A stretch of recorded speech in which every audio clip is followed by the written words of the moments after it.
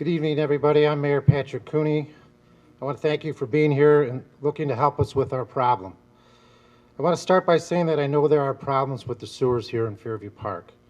I've only been the mayor for about 4 years, and for those of you who may have dealt with this issue for many years, you may not have heard the city say that before in the past. I know there have been problems, and I know there are problems with our sewers. I also understand the frustration that many of you have with this issue, the damage that has incurred to your homes, the time and cost to clean up and fix up your homes, and the property that's been lost, as well as the uneasiness moving forward. It's been an ongoing problem, and I know you are here for solutions, and I thank you for being here. Those who are going to be helping us with some of these solutions are our city council. I see Councilman Brian Summerly from Ward 1, Councilman Bill Minnick from Ward 2, Councilman Dan Jica from Ward 3, Councilwoman Sarah Waring from Ward 4, Councilwoman Bridget King from Ward 5, and our Councilman at Large Greg Berger, who is also here. And I know they'll be available to talk if you have any questions for them after tonight's meeting. I want to let you know what we've done, what we have planned to do to address this issue, and what we can all do moving forward. We are now in a better position to do more maintenance and repairs in-house. We have been focusing on the things that we can control here at Fairview Park, and that is working on the maintenance and small repairs of our sewer lines and systems. Since 2020, we've purchased a new backhoe, a new sewer jet, a push camera, safety equipment for confined spaces. We've recently hired 3 new individuals with sewer and maintenance repair experience. It's a skill set that we are actively seeking when we are hiring new employees. We have been having those employees and other employees trained on our new sewer jet so that when personnel are not there, we have somebody in the field doing this work on a daily basis. We've also had some trench training for our service personnel to attend to manholes and ditches in a timely repair. The new sewer jet replaced a 2008 model that was out of service in 2020. In 2021 and 2022, the Cuyahoga County Public Works did our jetting. There's information on the area that they've done then. And our new jet has been in operation since the spring of this year, and it's been cleaning sanitary and storm lines throughout. In a little over 6 months, they've done 58,000 feet of jetting, which is nearly 11 miles. The first photo that you see here on the left shows debris that was removed from a storm line on West 229 in April of this year.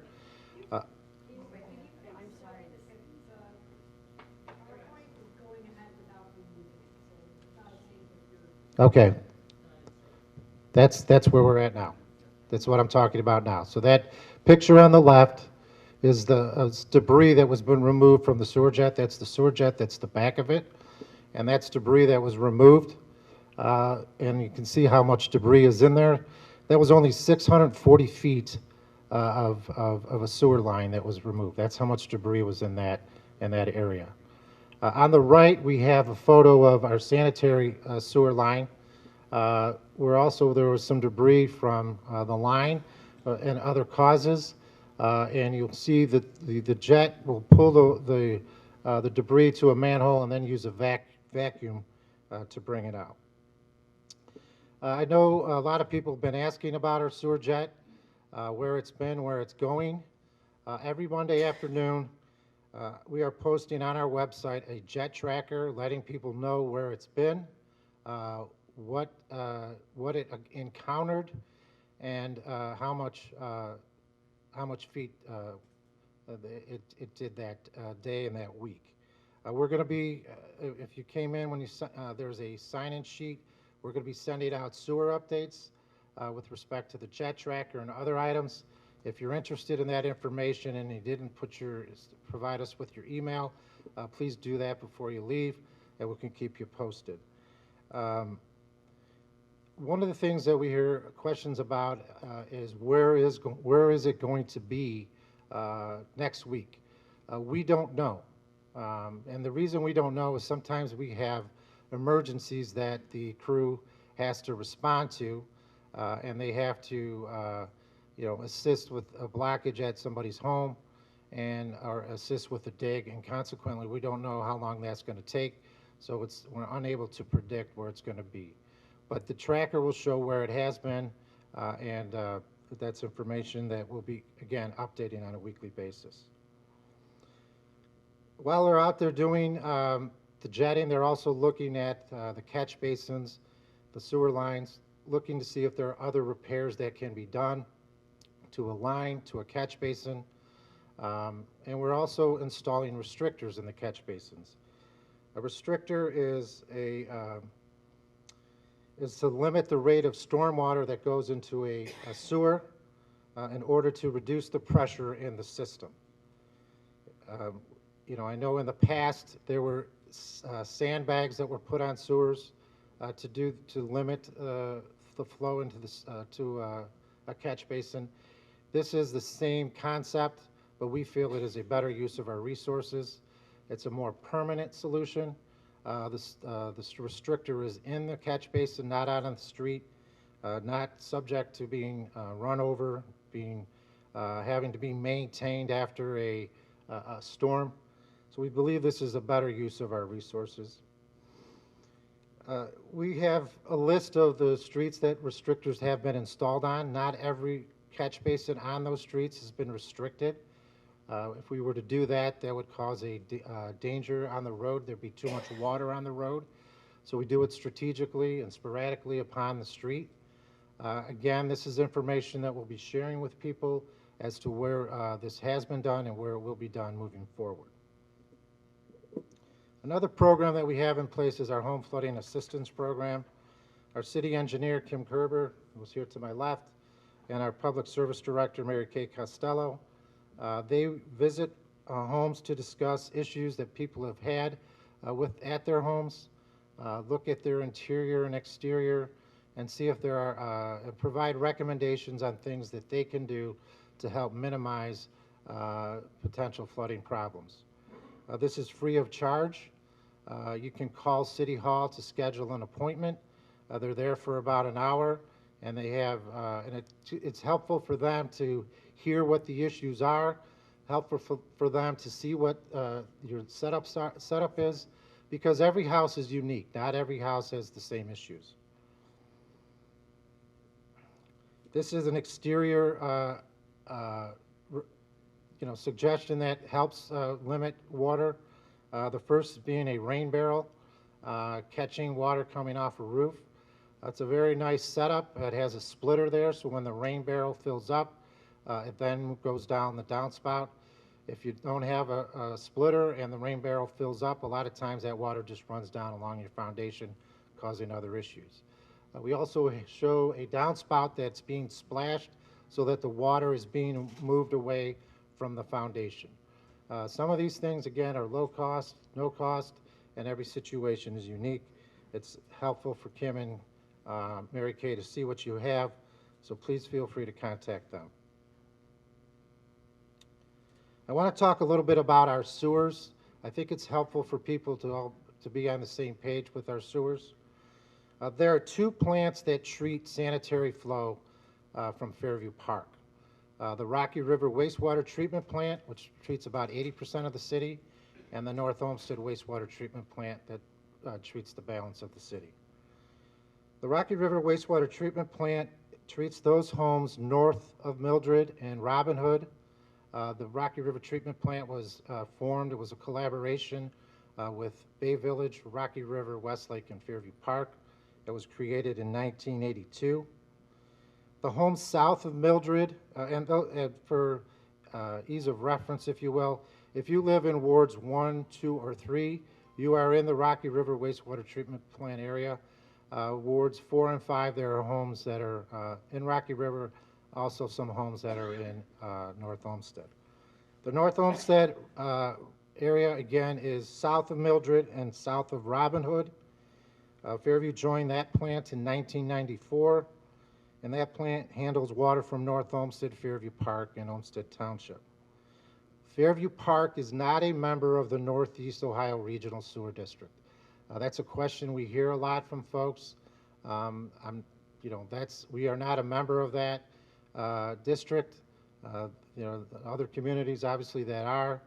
We have all of our treatment is done here on the West Shore with other West Shore communities.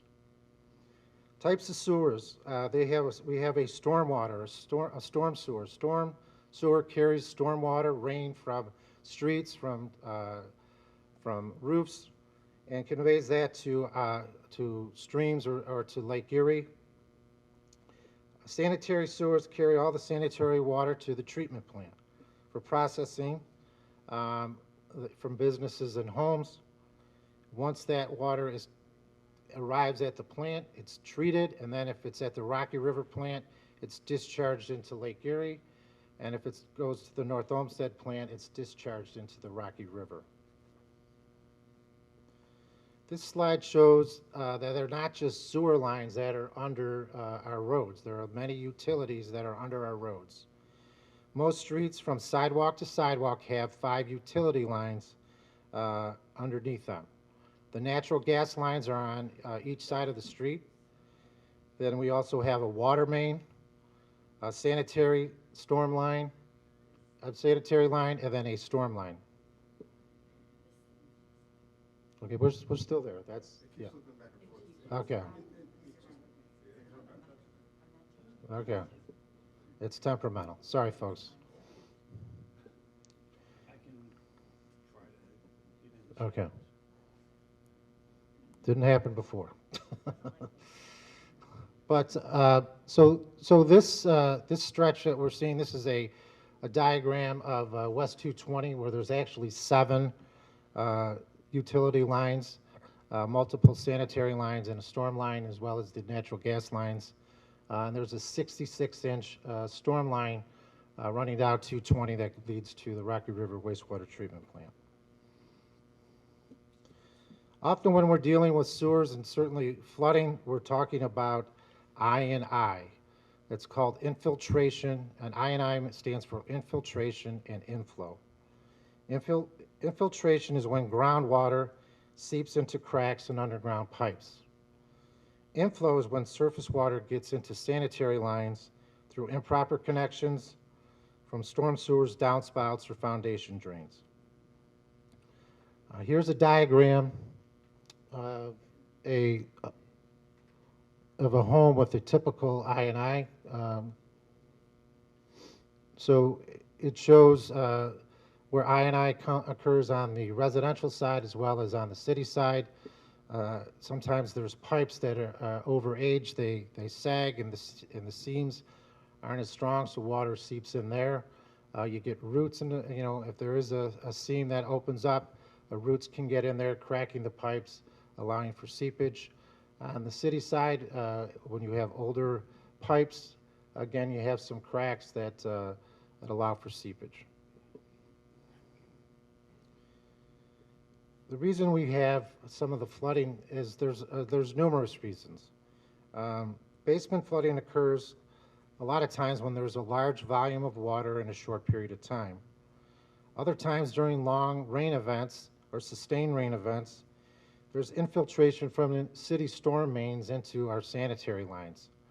Also, when there are downspouts or footers that are connected to a sanitary line, and over a period of time, they fill up the sanitary line, which causes backup into people's homes. That increase in the I&I can cause sanitary sewers to surcharge, leading to the backup. And I&I negatively impacts certainly homes, but also the efficiency of a treatment plant because you're treating a lot of storm water in addition to the sanitary water.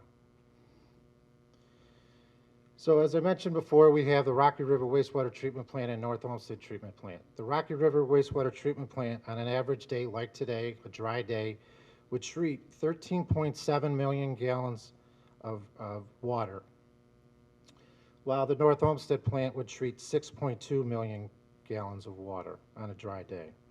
In a perfect world, that flow would be constant. Every day would treat 13.7 in Rocky River, 6.2 in North Olmsted. But when we see rain amounts increase, we also see an increase in the treatment of numbers at the plants. And again, that's I&I contributing to that problem.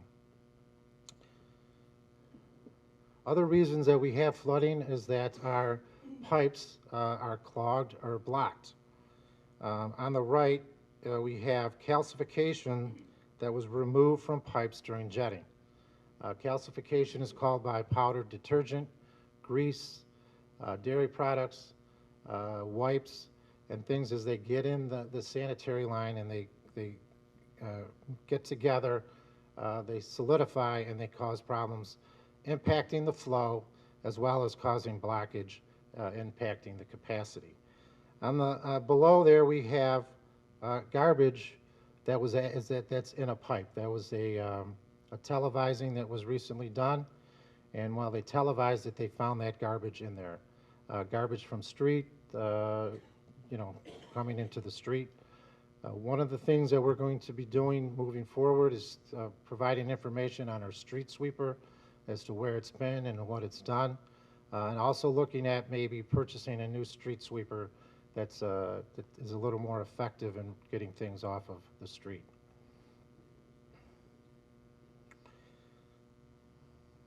What can homeowners do? We have some low-cost things that people can do to help eliminate flooding. Again, as I mentioned before, we have the home visits with Engineer Kerber and Director Costello. I'm going to ask that people contact their elected officials. I've talked to all of our elected officials, county, state, and federal, about this. Most of them realize what an important thing this is, that we have aging infrastructure here in Fairview Park, but also throughout Northeast Ohio. And I think it's important for them to hear the issues that you are dealing with. We have talked to being partners with other communities, North Olmsted, Rocky River, Bay Village, and Westlake. We've talked about a regional approach to this issue. I&I is not unique to Fairview Park. Other communities experience it. Other communities experience the flooding. So we've talked about a regional approach.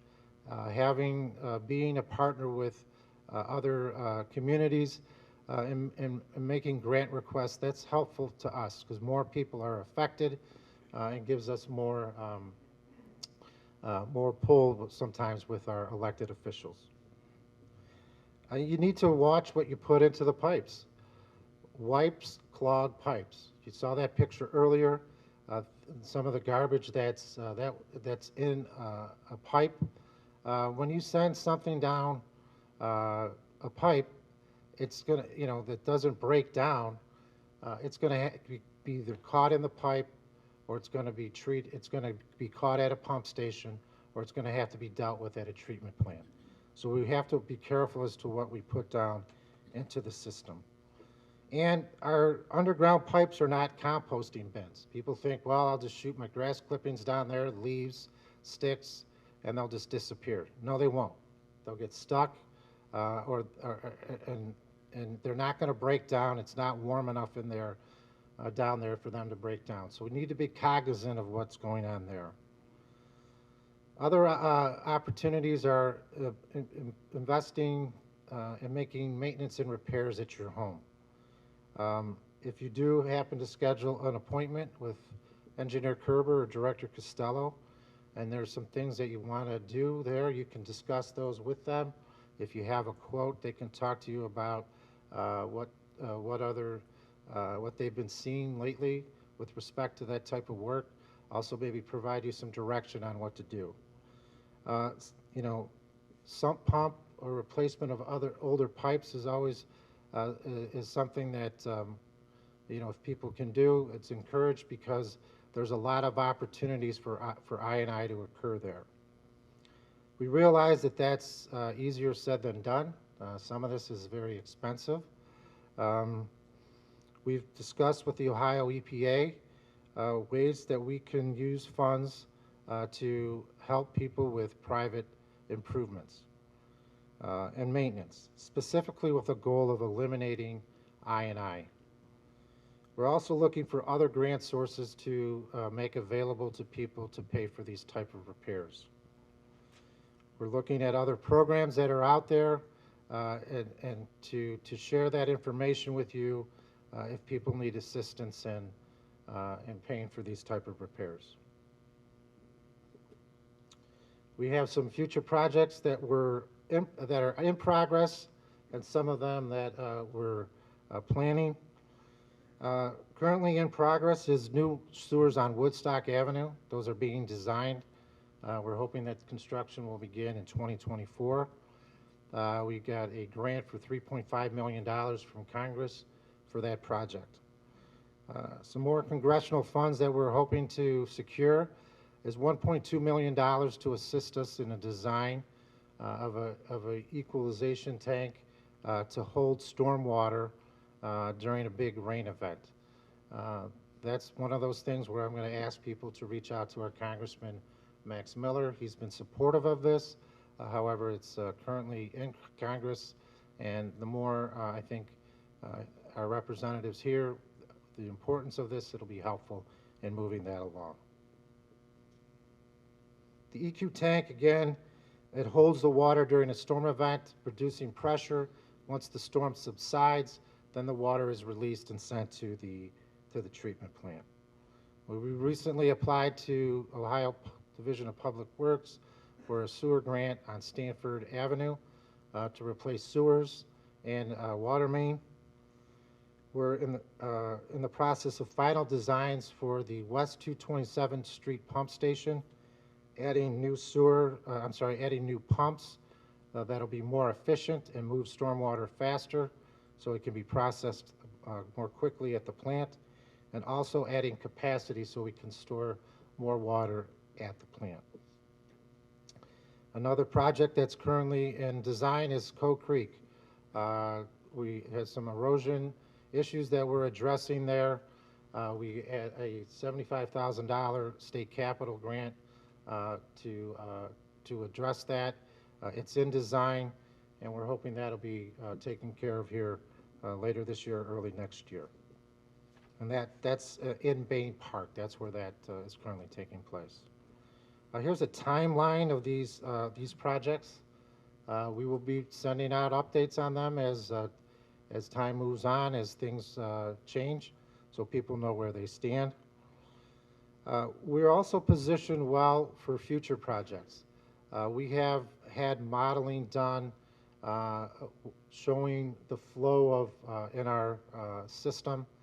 That was done in the Ward 5 area, and that information was helpful to us in getting the grant and in deciding what to do at the West 227th Street pump station. We're hoping for the modeling to be completed for the Rocky River plant later this year. With that modeling, it will help us prioritize future projects, again, identifying what will give us the best return on our investment, and looking for and helping us plan for future projects. Our next steps, as I mentioned before, we are partners with other West Shore communities at our treatment plants. This is a regional effort. It has to be regional. This issue is not unique to Fairview Park. I've already talked to our county, state, and federal officials about things that we need, about things that we can do, and we can use your assistance. We'll be providing continuing updates to folks on our maintenance and repairs, and also the status of our projects. And I want to let you know that there's a lot more data that we have on this subject. We have electronic copies of the sewer map.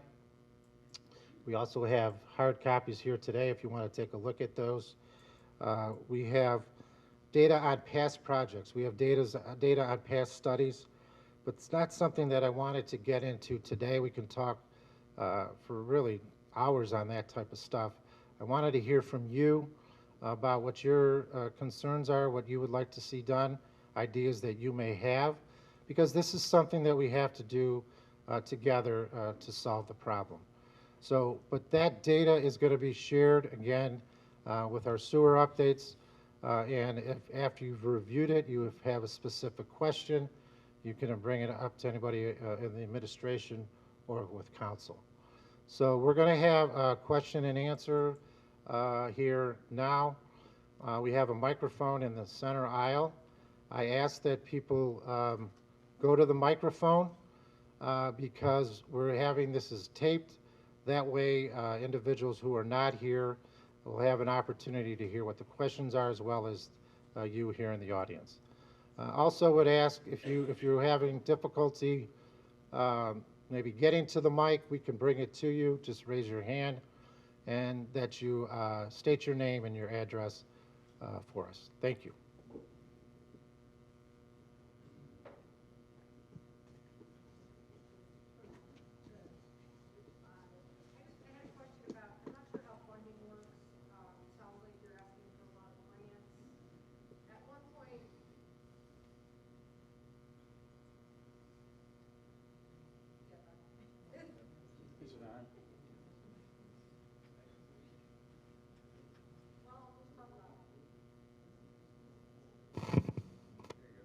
Hello?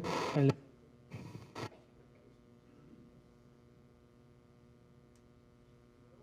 Do I have to hold it? Oh, wait.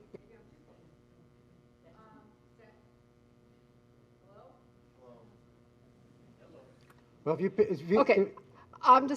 Okay. Thank you. So I was wondering about the funding sources. You've had on display a number of grants that you've applied for. At one point, the city of Fairview Park had a levy added to build the Gemini Center and, get rid of the area over by Coffinberry. So is there a possibility, I mean, we're all in this together, so as a community, why don't we share in it together? And is there a way to put a levy on the ballot to address the sewer system so that it's not just applying for grants and kind of being at the mercy of time and funding if we can provide funding ourselves? Yes, that is an option. That is something, that we can do. If that was to occur, we would have to, council would have to pass a resolution putting a levy on the ballot. I think with respect to that, you'd want to have a plan for people so that they know what it would entail. The modeling that we've talked about earlier, that'll be helpful in having us be able to identify potential projects, costs moving forward. That could be part of a discussion on a levy.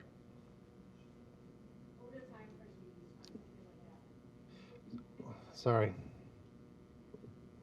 What would the time frame be on something like that, as far as putting together the information and deciding whether it's feasible to put on a levy and how to get buy-in, et cetera, et cetera?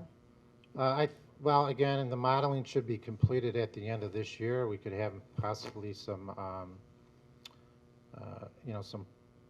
projects lined up, and then and talk about it, with council and the residents, and see if that's something they'd be supportive. I think if any type of levy, you want to make sure you have a plan that you can articulate well to the residents. I agree with you. It's something that for the whole community that needs to participate in. Some individuals, they haven't had this problem, but you want to be able to explain to them the benefit that they would, besides helping their neighbors, but also having funds available in the event there's future problems in their neighborhoods, or investments that can be made, long-term, again, benefiting everybody. Okay, thanks. Thank you for your question. Hi, hello. Kevin Scanlon, West 227th Street, 4508. So I'm still trying to grasp whether we understand the problem. and we know the mathematical solution to the problem, the engineering solution to the problem. So we say we have 12-inch pipes. We say we're putting we're putting the restrictors in, which is just reducing the pipe to 6 inches. Okay, that's what's been said in the council meetings. And we've talked about sandbags. So the real question is the flow of the water in the sandbag compared to the 6-inch pipe. And the question goes to everywhere where you took away the sandbags, did you put a restrictor in? And my understanding from all the other ones is, no, you didn't. So I just don't understand how we're restricting the flow of water from entering the pipe, which is causing the breach. And if we figured out the math on how we're going to make sure that doesn't happen again. And then this is how I'd follow that question up with, like a light rain is 0.1 inches per hour. Moderate rainfall is somewhere between 0.1 to 0.3 inches per hour. And this is all in the math. So, and then a heavy rainfall is greater than 0.3 inches per hour. So what is our rainfall max before things like this happen to us again? So what's the number? Because we should be able to figure out that math. And then if we haven't replaced if we haven't put a restrictor in everywhere where we took out sandbags, which was stopping the flow of water into the pipes and causing the breaches, and we haven't done that, what are we doing in the future to stop that flow? It's just simple question of how the engineering's done and how much water enters the pipes and how we reduce it. And then I would just say, once you say it's 0.5 inches per hour is our max, and we're going to have a problem if that happens, then my follow-up question would be, if we have a prediction for a big rainfall, like what are the things we're going to do to know that it's coming and we're going to stop that from doing it? Do we need to then cover up, like some people have said in multiple council meetings, like covering up the drain storms, or what are we going to do? What's our numbers from an engineering standpoint to solve this problem, and not just the 1.2 million that you're asking for, even though you just voted recently for 1.8 for pickleball courts or whatever it was. That's my entire question. Thank you. Okay, well, there's a lot of layers to that. But, And we can go through them one at a time. 'Cause I no, got them all well, written yeah, down. no, that's fine, yeah. Yeah. So, first off, you're not restricting the whole pipe. So, it's, 12 to 6, No, 12 to no, 6 is what was said in the council well, meeting. well, so you're restricting the catch basin as it comes into the catch basin. So you're not restricting the pipe throughout the whole system. yeah. So I just wanted to clarify that. And I also want to address, and you ask an engineering question. Well, good thing we have an engineer here to answer that, not me. That's great. Okay, because I don't know that. But I want to talk, because I know other people may bring this up about other funds that have been spent. And you mentioned the pickleball courts. Okay. The residents of Fairview Park a long time ago set up how they wanted funds divided, tax funds divided. And one of the things they set up was the recreation fund to pay for recreation here at the Gemini and other places. Those funds are restricted, okay? And they cannot be used for sewers or other things. They can't be used for public safety. They're restricted on their use. And we have a lot of funds like that. We have a lot of, it's an enterprise fund, and it's and other type of funds where the money that goes in there can only be used for that. So the 1.2 is a grant from Congress that we're seeking, and I'll let Engineer Kerber talk to you about the engineering questions. I don't know if there's anything else. No, that's all of them. I just Okay, let each all right. one answer. Thank you.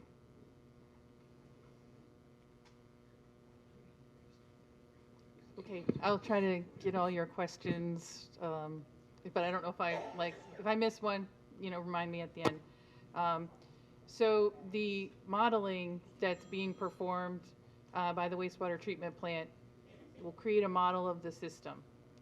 That model is based on the size, slope of the pipe, and how much rainfall comes down. So they have a rainfall gauge, and flow monitors during the study. And they create a model that, I forget the word, but basically it integrates with the rainfall. So they can use that to predict what happens in the storm and sanitary system during certain rainfall events. Rainfall events are defined by how many inches come down in a certain period of time. 1 hour storms, 15-minute storms, 24-hour storms. The general design on these models are using a 10-year 1 hour storm. That's kind of what the current design standards relate to. So that's what we look at when we're looking at improvements. But we can check other values and other amounts, but until we have that model completed, it's hard to, we can't really predict, to answer your questions, when do these pipes have issues? When is basement flooding expected? But that is something that we should be able to do once we get the modeling completed. Great. And I was even just asked by somebody else to follow up on the one question. So it's a 12-inch pipe, and just for clarity, the restrictor is reducing the intake to that 12-inch pipe down to 6 inches, correct? Like that's what I'm being told? Yes, that's Great. about it. And then a yes. lot of people have questions about, because if you put a sandbag on the storm drains, you reduce it to less than 6 inches. So you're actually reducing the flow even greater into the pipes. And so then the two parts of that question are, if that's reducing the flow into the pipes even greater, what are we doing to resolve that? Because just the 6-inch restrictors that you've put in, 6-inch pipe restrictors that are going into the 12-inch pipe, isn't enough to stop this increased flow in this short period of time. And so, so the first question would be, is everywhere where you took out a sandbag, did you put in the 6-inch restrictor? And the answer in the last council meetings I've been at has been no, not all of them. And I'm just trying to understand that number. And then the second part is, and that's what somebody even asked me just now to follow up to, is if the sandbag does reduce the flow more than the 6 inches does, so what are you doing to reduce that flow? I don't know the answer to the sandbag question. I would have to defer to Director Costello. But the flows that are coming through the pipes or coming from the street are not the only way that water's getting into the sanitary sewer. It's coming from infiltration and inflow and private side and public side.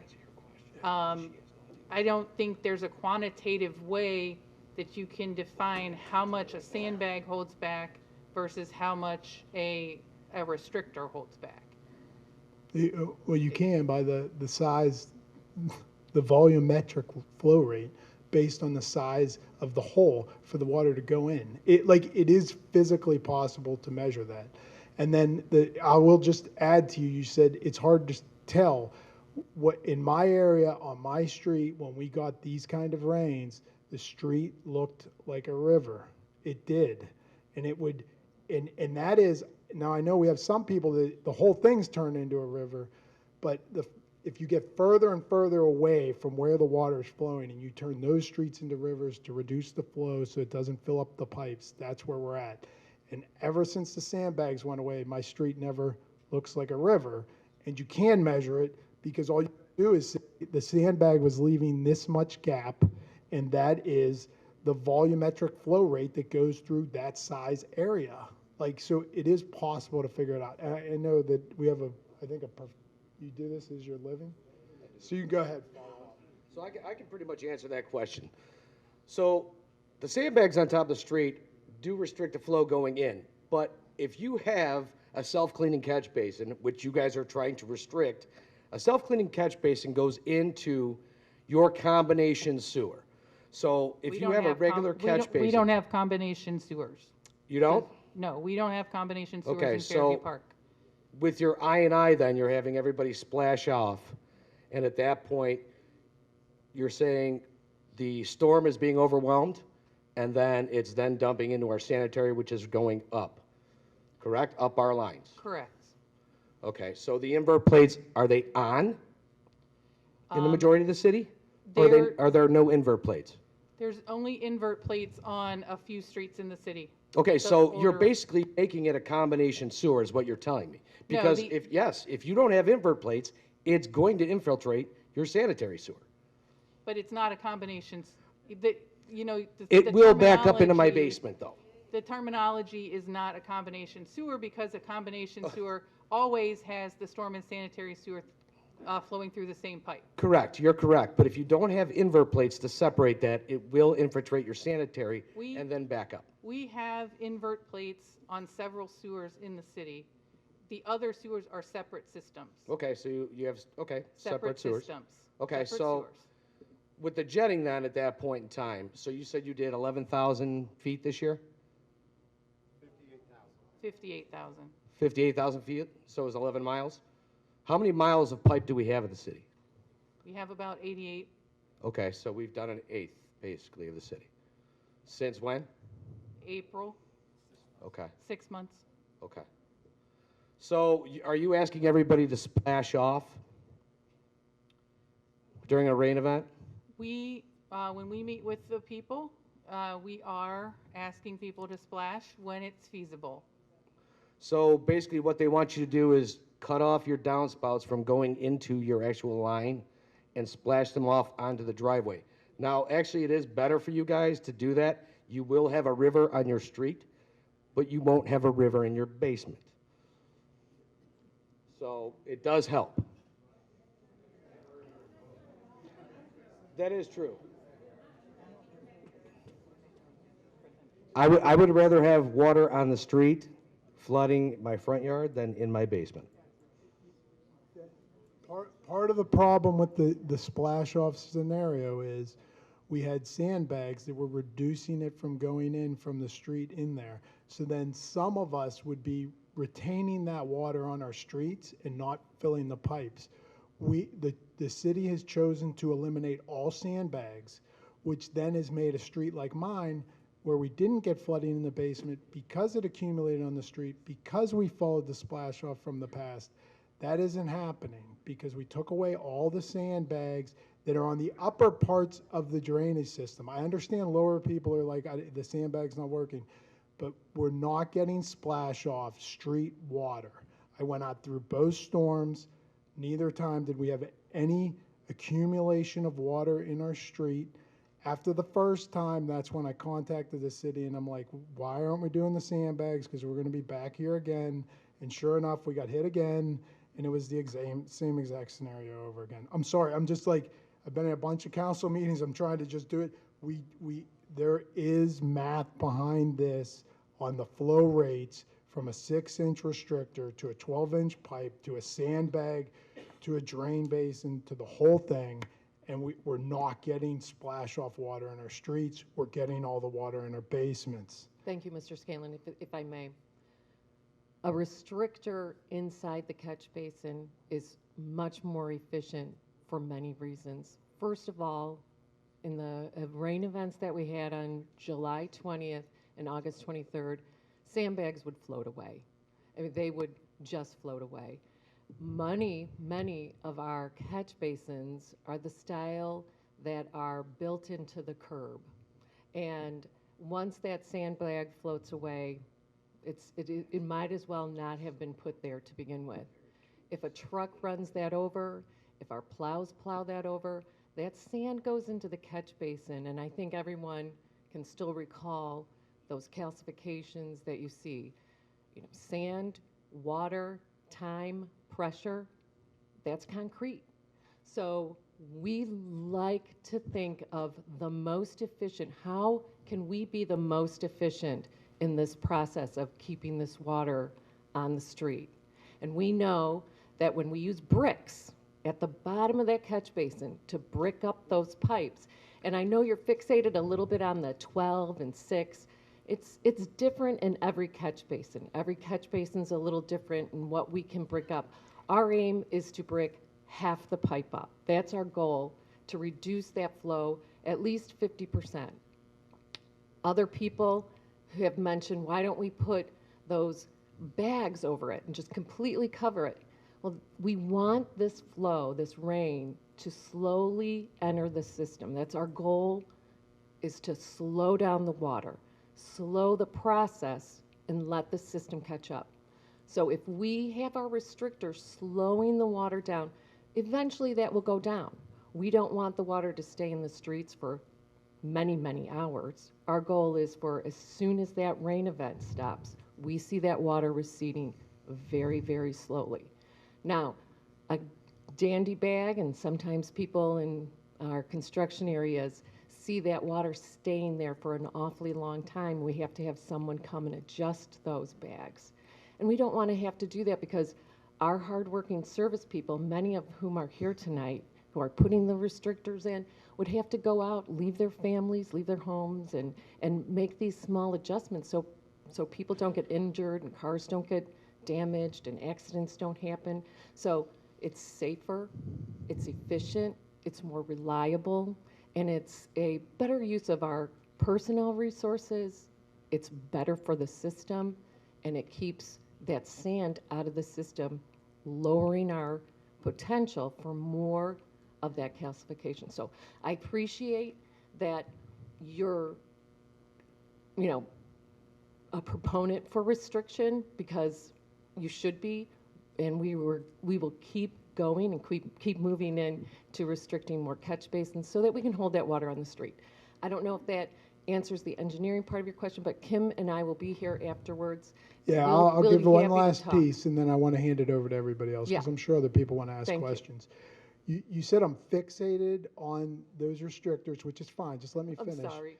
The I'm water, very no, please let me, enthusiastic about it, which is please let great. me talk. The water, both times, was not on my street. The water was in my basement. You can't, the physics of it was there. And like you said a few council meetings ago, you said, well, we don't want water in the street because we don't want people not to be able to back out of their driveway. Everybody wants the water not to come up in their basements. It's much better if it's in the streets. In both storms, the water was not in my street. When we had sandbags and restricted it another way, other than the way you're saying you're doing it now, the water was in my street. And then I appreciate all the service people here that are helping, and I would like them to help us. And what I don't want them to do is I don't want anybody doing extra work, doing all these extra garbage collections, basically, and I liked it the way somebody said at another council meeting, taking our lives, not our stuff, our lives. People had pictures, history, all that, and taking the extra time to throw out all that stuff from our lives that we're losing because somehow we're not keeping the water in the streets like we've done with the sandbags. I will give it up to everybody else. I appreciate that. We've talked to people, we've seen the damages, and we agree. I've had our service people, just to confirm, take pictures of the restrictors on West 227th, north and south of the street. So I know they're out there, and I know they're working. But thank you. I do appreciate your enthusiasm. And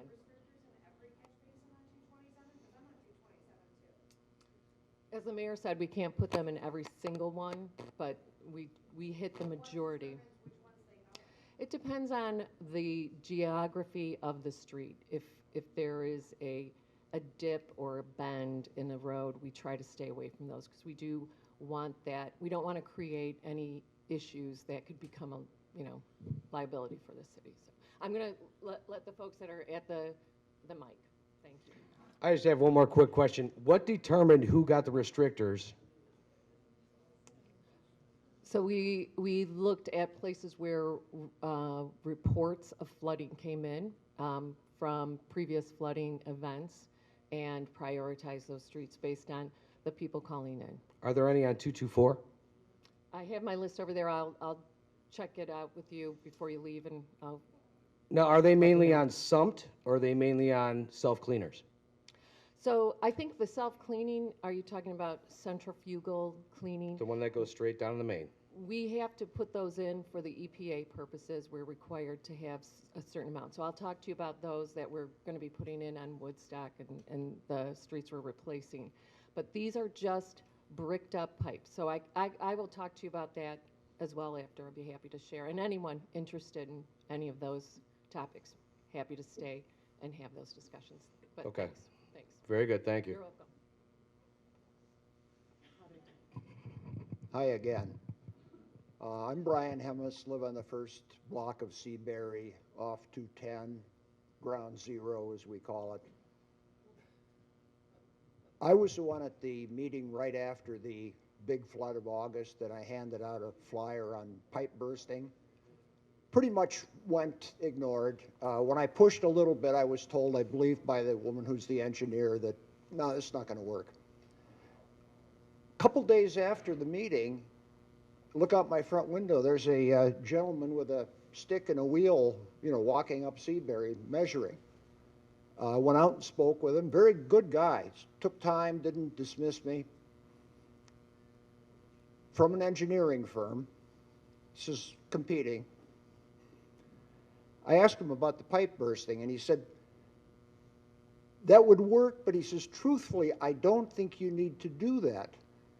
He says, what we're looking at is kind of a lower level version of pipe bursting where they just put a vinyl sleeve in the existing pipe. And he said it's less invasive. They wouldn't have to dig up the street. They could go in through manholes and things like that. All the mumbo jumbo you ran by me on, money from here, money from there in this project, there was no mention of this guy or any of his competitors out there. Can we assume that this is being done behind the scenes? Thank you. We've had success on lining pipes on West 229th Street based on the Black and Veatch study recommendations, and that was just prior to the Clifford Road new sewer. So we know it can be effective. What I prefer as an administrator of your funds and the resources, your user fees, I would like to use the hydraulic model that is being completed and have that data point to where we start and to help us prioritize where do we start this work, because you're right, the Woodstock replacement, the Stanford replacement, those are replacing 1925 sewers put in 1925. That's going to be great, but we want to do these lower cost projects simultaneously. So I'm so glad you brought it up, because that is another value that we will get from this hydraulic model that will show us if we put this lining, which is just a shorthand way of, referring to what you're talking about. It could be pipe bursting, it could just be a sleeve, it could be, a number of things, but what will point us in the right direction is this hydraulic model that the engineers, it's such a powerful tool. So thank you for bringing that up, because guys, absolutely. one thing, at Yep. at the first meeting, a neighbor of mine on Parkwood, who said that she had 25 years of cleaning out her basement, asked for transparency. Yes. Yes. And why was this, when I mentioned bursting the pipe, there was no mention of this lining? Why do I have to come back here again? Why do I have to address an engineer on the street to get transparency? Well, As I I apologize. ended my conversation last time with you, we deserve better. That's it, done. And I don't, that engineer never identified themselves, but I have to tell you, I think the mayor mentioned that in our newsletter, we'll be getting people updates, so please subscribe. It's a great way for us to get you information. In addition, we're getting a website that you'll be able to use and be able to find information. We're going to be posting what we're doing and where we're at with many things, cleaning, our studies, and our other work. To your point, at the council meeting, I think it was probably around 11 o'clock, maybe at night, that we got out that night. So, we appreciate you coming back. We appreciate you listening to what we're doing. We're really proud of all of the efforts that the service department and our engineer has done, and we're really poised for a lot of success in the near future. So thank you for coming back. I appreciate that. Sir, I don't, who was this engineer? I mean, this is not somebody that we know about. Was this maybe doing some work for an individual residence? No. This man, and for the life of me, the name of his company had initials. You know, it's CMA or something like that. But he said he was bidding on taking care of the sewer problems in Fairview Park. We were looking to do some televising in that area, and that might have been what he was doing. I'm not, you know. Well, he had a nice talk with me about pipe bursting, which was what I knew about, and a more viable, to him, solution, which was the sleeving of the pipe, which was never mentioned when I mentioned pipe bursting at the first meeting.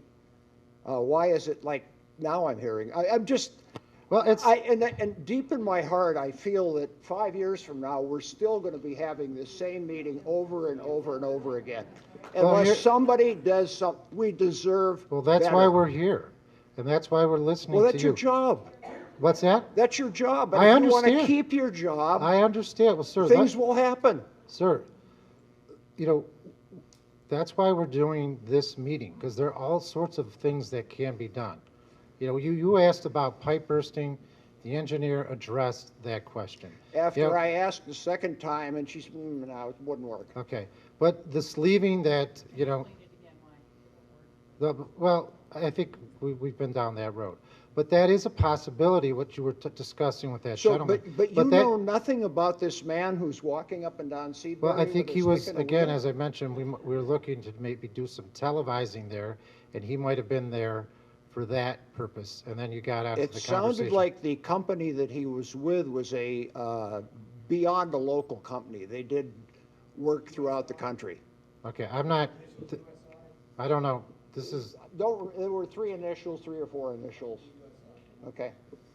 okay, well, Okay. again, I don't think Hey, it I'm was. tying up other people. Okay, well, we could talk, you know, again, this is why we're here, to talk about these other possibilities. I to hope talk we're about not it. here next year and the year after. Well, we'll be here with updates, so. Let's get it done.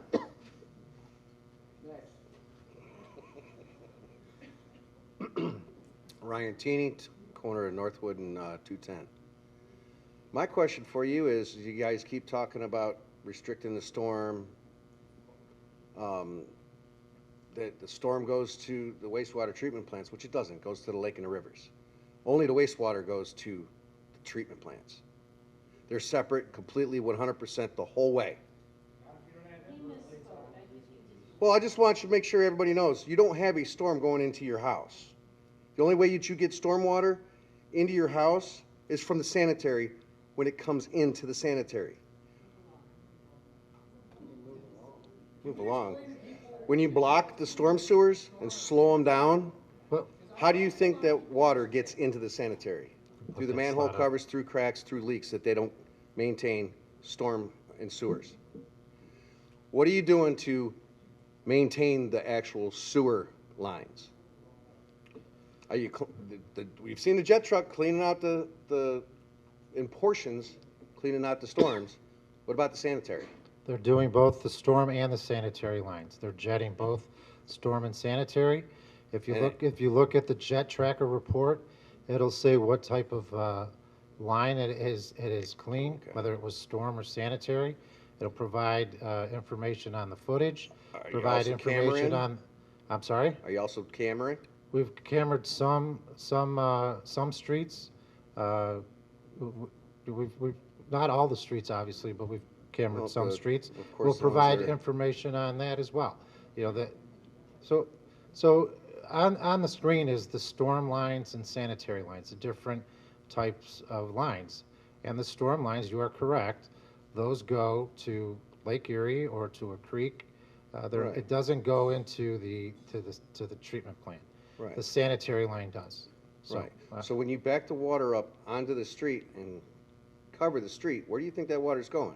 Into the sanitary? No, Through the manholes, it's slowly going into the storm lines and some, you know, and if there's into the eye, sanitary because you're backing it up over top of the manholes. The manholes have holes. They're not watertight, Well, some of them have holes and some of them and don't. it fills it. Yeah. Some of them have holes and some of them don't, and that's something that we need to It's to kind of improve funny, upon. every time our street is covered in water, my neighbors all have water in their basements. When the storm water gets out, they don't have water in their basements. It's real simple. It's real simple. Keep the water out of the sanitary. I understand that. Keep the storm moving as fast as possible, and keep those as clean as possible. Well, that's what all I we're got. doing. Robert Pless, live on Sycamore. All right, basically what he said is right. We've already gone over this a few times. I do this for a living. As far as catch basins, we build 20 to 30 of them every single day from ground up. It's very simple. I think we need to get better qualified people to move faster, do something. Like he just said, our stormwater should never infiltrate our sewer. It should never. And I realize there's cracks, there's bumps, there's bruises through our system. It's very old. I get it. We need to focus instead of the Gemini Center. And I realize funds are allocated. I get all that. But we need to vote this down, and we need to 100% just rebuild the sanitary lines. No questions, no ifs, ands, or buts, just fix the sewers. And that right there would be a huge thing for everybody here. I think the last meeting, everyone was talking about our property values going down. You know, there's a lot of people spent mass money on their homes and then rebuilding inside their homes. Their a roof, a basement, all this stuff, and everything's just getting flooded. So now, let's just say we have a $300,000 home. Now, we can't even sell it for $150 because it floods. And it's one thing if it's just our rainwater flooding our basement, but when there's somebody else's crap coming up in your house, man, that's a hard sell. Who's gonna buy my house when I have someone else's turd in my basement? All we have to do, like I said, we've gone over this a few times in meetings. It's two separate entities, your storm and your sewer. And I understand everyone's talking back here. All we're hearing is meetings and meetings and more meetings and circle jerks. And it's ridiculous, man. Like, we need a bunch of people like me to climb down in there and say, this is broke, give me some mortar and bricks, and let's fix this. I mean, I do it every day. I work 12-hour days. 12-hour days, sometimes 6 days a week. I mean, anybody who lives on Sycamore knows they hear my vehicle start and I don't get back for 13 hours. So I do this for a living. And I don't understand why everyone scratches their head and says, why are we having this problem? All we got to do is get a few guys like me to climb down in there and do the work. Camera it, you look, oh shit, look, there's a break right there. Let's mortar it up. That's all we got to do. I realize they're old. I deal with, in Parma, we just got done on Ridge Road. Those are late 1800s sewer systems. They're still beautiful because every once in a while they get some retard like me to go down there and fix the damn stuff. No, that's what it is. I got pictures of it. It's beautiful. You just need some workers. Let's have some civil language here, please. All right. I think it's inappropriate. All right, well, thank you. Vote this place down, that's all. Yeah. Well, and we are doing the work. We have people here today who are out there today doing the work. So we understand what the issues are, and that's what they're doing. I'm back again. Tammy Murray, I have two questions. First, I want to say, like, to anybody here that had problems in their basement in the past, I'm new to this party because I didn't have my first event until July of last year or June of last year, and then I had another one in August, both sewer, and it's stressful and it's humiliating and it's devastating. And the plumbers that come out and look at your house, they all know that Fairview Park, unbeknownst to me, the first, plumbers come out to look at it and they're like, oh, this Fairview Park is known for having water problems. So, like, even throughout the plumbing community, Like, they're like, oh yeah, Fairview always has problems. So, I apologize for not being more active on this in the past because I didn't have any problems. And I'm sorry to everybody who has had problems for years, because it's unthinkable to me that this was going on for years and nothing's been done.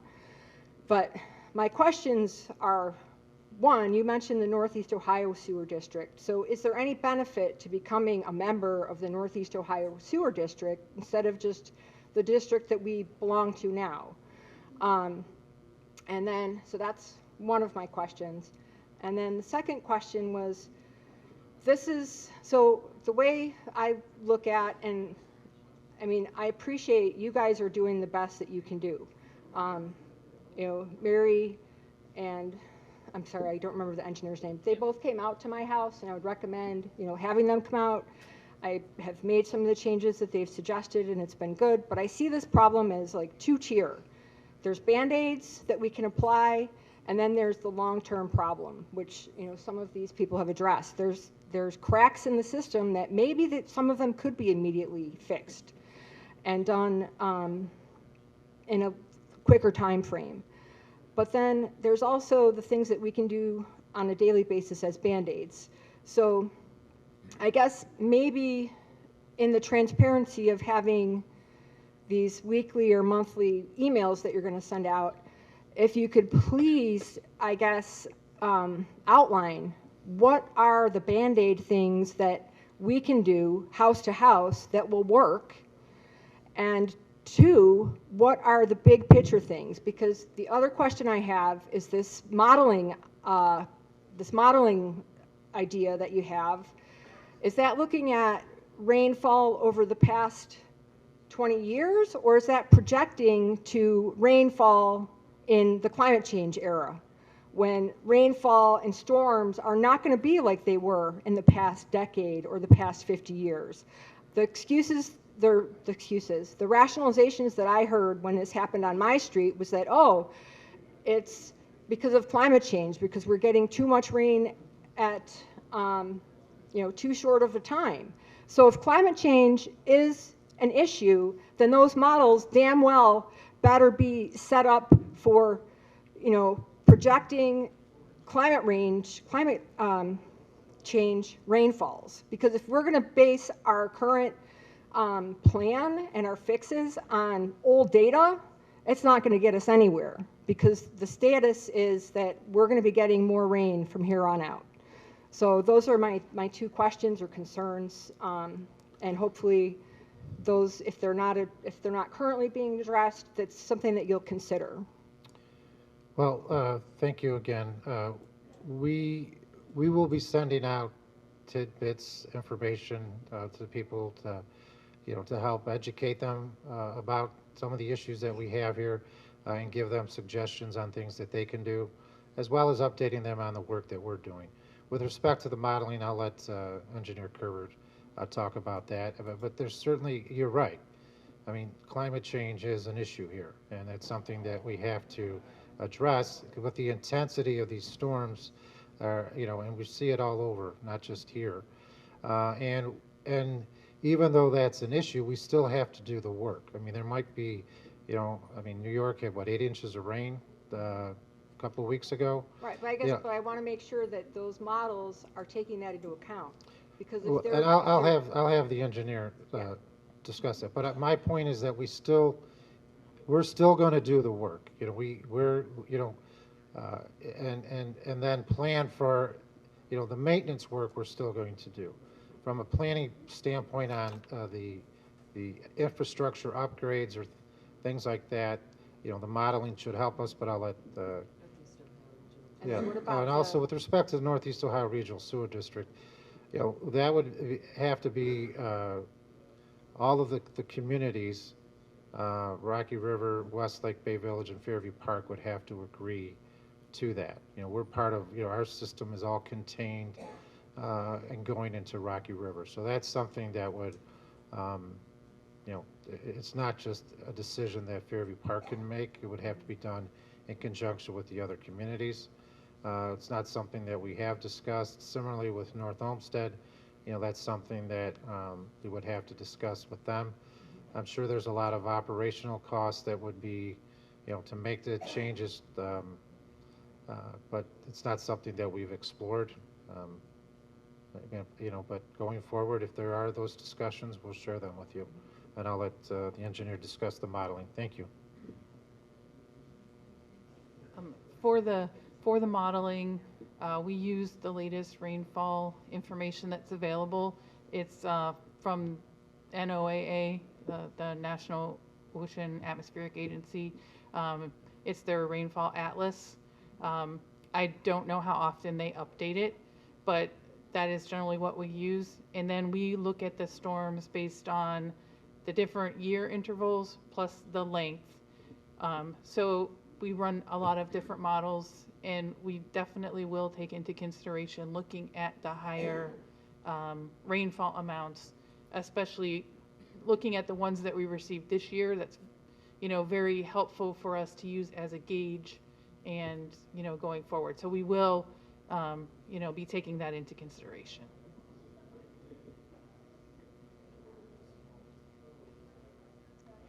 Stacy Dinger, West 229. I want to thank you guys for this meeting. I might be the only person that's going to come up here and not start complaining. I've lived in Fairview 23 years, and my basement did flood in July and in August. And in the 23 years I've lived in my house, I was probably 12 years before I had that last flood, and then years and years before that. So I consider myself lucky.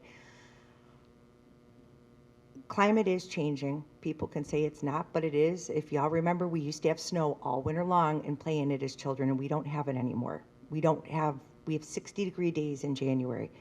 What I would say is I encourage everybody who is upset to come to council meetings. It's great to see this many people here, but when I tell you that we're lucky if we have 10 people show up at a council meeting in the audience, but yet you'll have 300 people complain on Facebook about what should be done. And I think that's unfortunate. It takes a village, and that's exactly what we are. So the way I look at it, if you're not happy with how things are running, you should have faith in our system. And if you don't like it, then you should move, and find another city that you think might actually listen. Unfortunately, but unfortunately, well, you know what? You can come up and take your turn to speak. Well, good.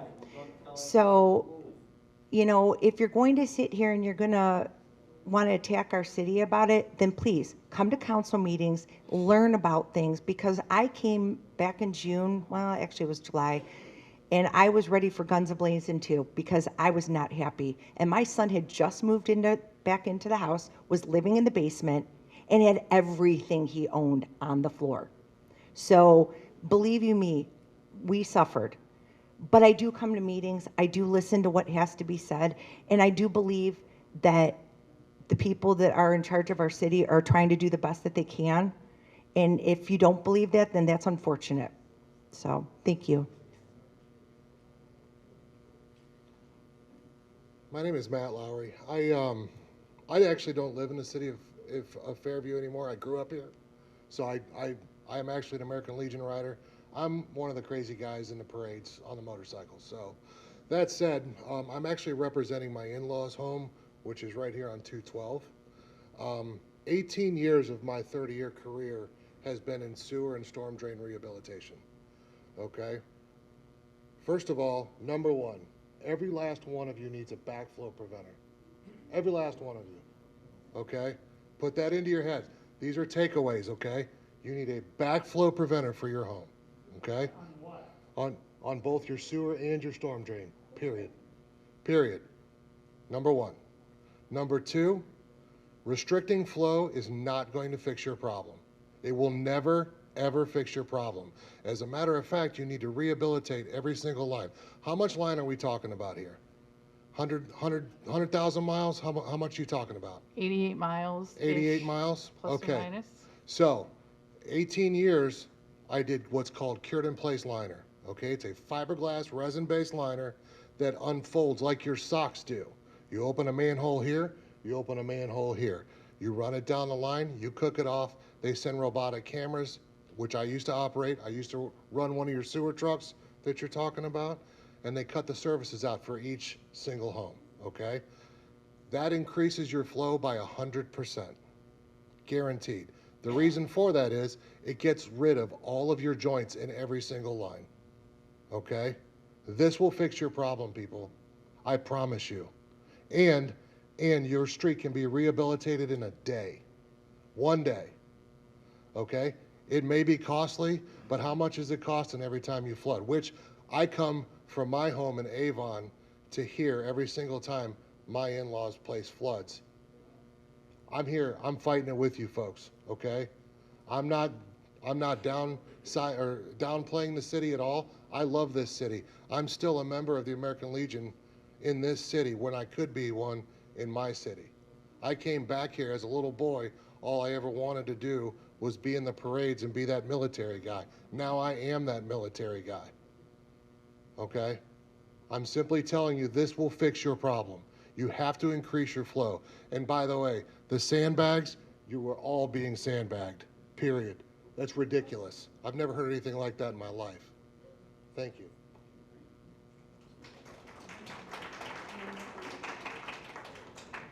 Hi, I'm Brad Lynette, West 204th Street. I'd like to thank the mayor and council for putting on these meetings, and at least they're trying to move forward. But what about what's happened? How much damage is the city liable for? How much did it cost everybody here? When they're flooding their basement, all the memorabilia and stuff that had to be trashed. I drove up and down the streets. I saw that was on the curb. My street was the same way. My house. Photographs, boxes of them, gone. Write this down.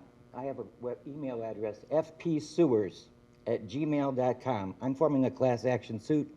This city has money. They have a bond. They have insurance. This is negligence.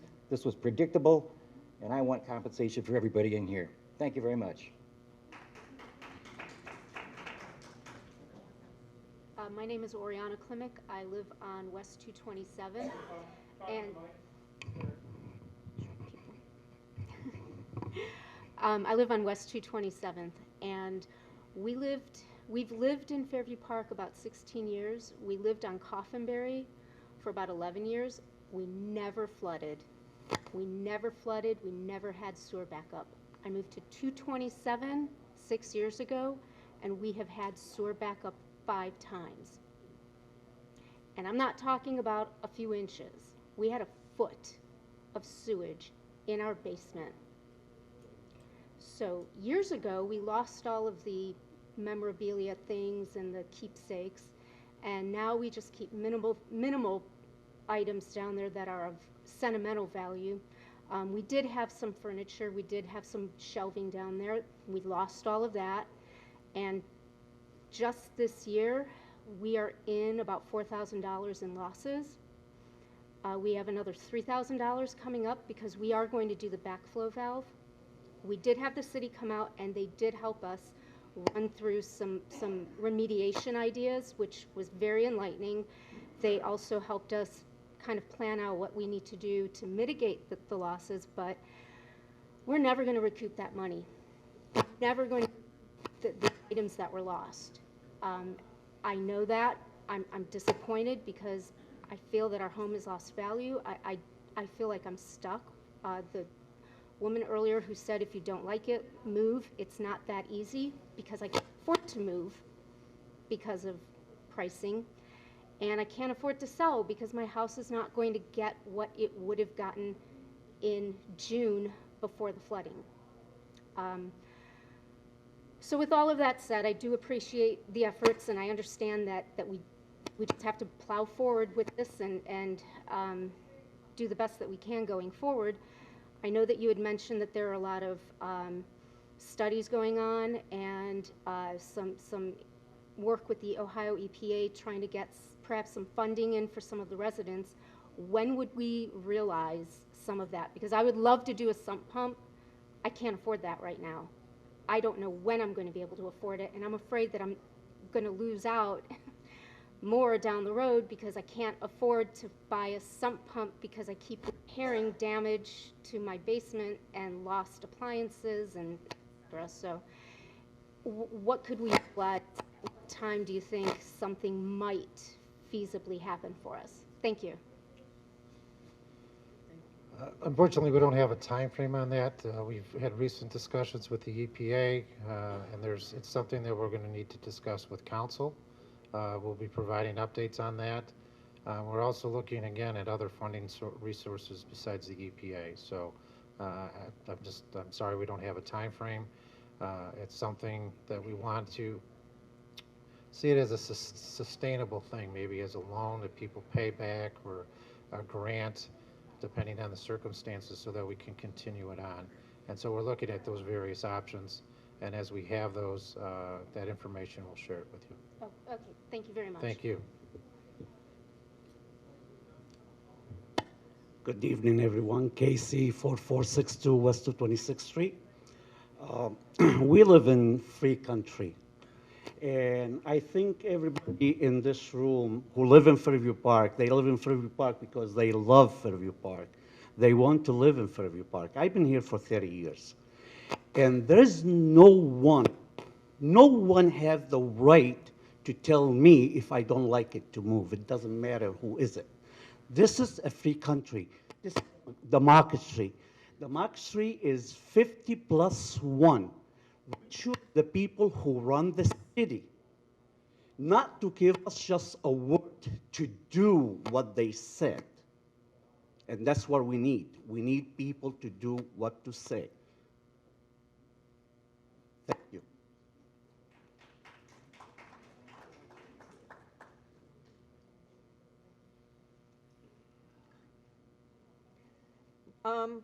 I have had 3 floods in 22 months now.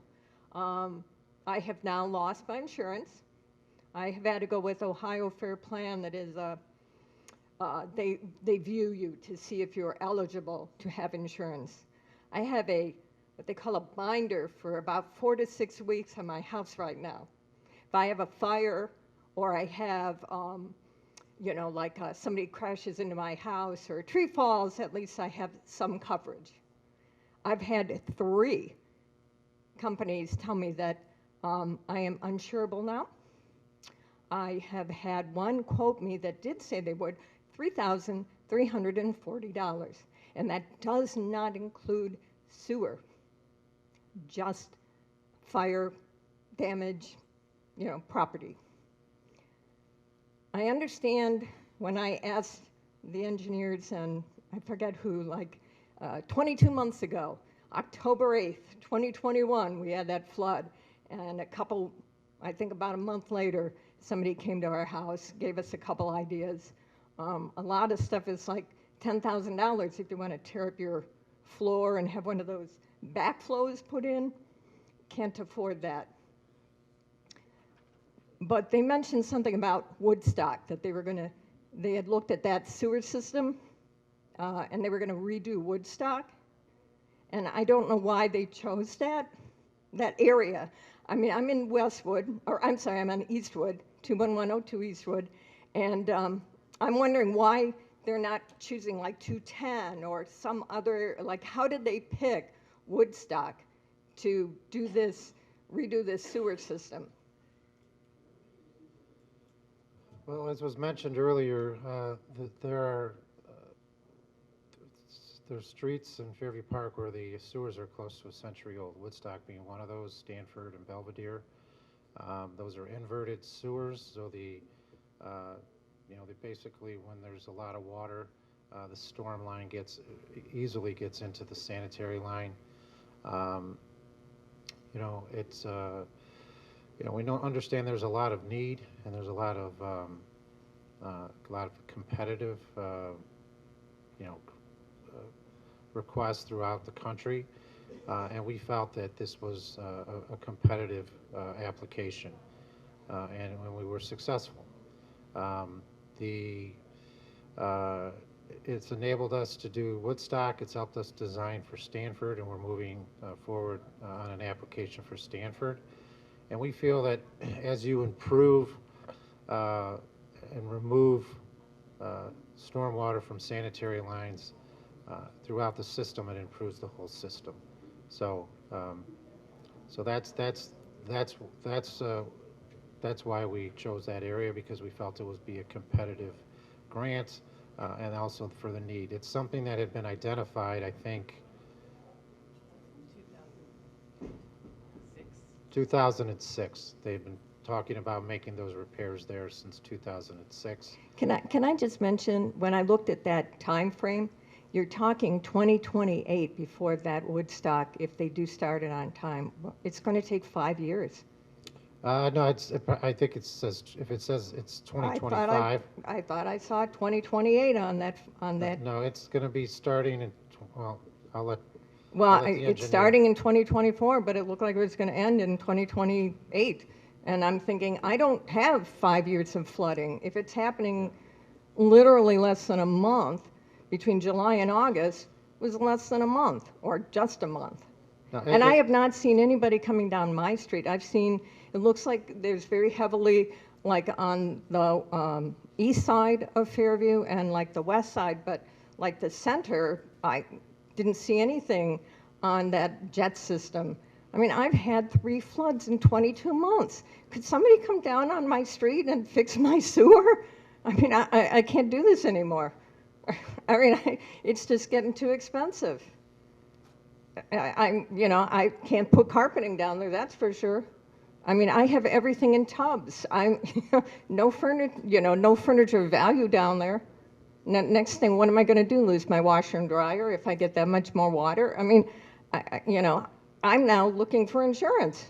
Something's got to be done. I want somebody to come down on Eastwood Avenue, and I want them to jet my sewers. Because if this happens again, you're going to hear from me again. Okay, thank you, ma'am. I'm sorry.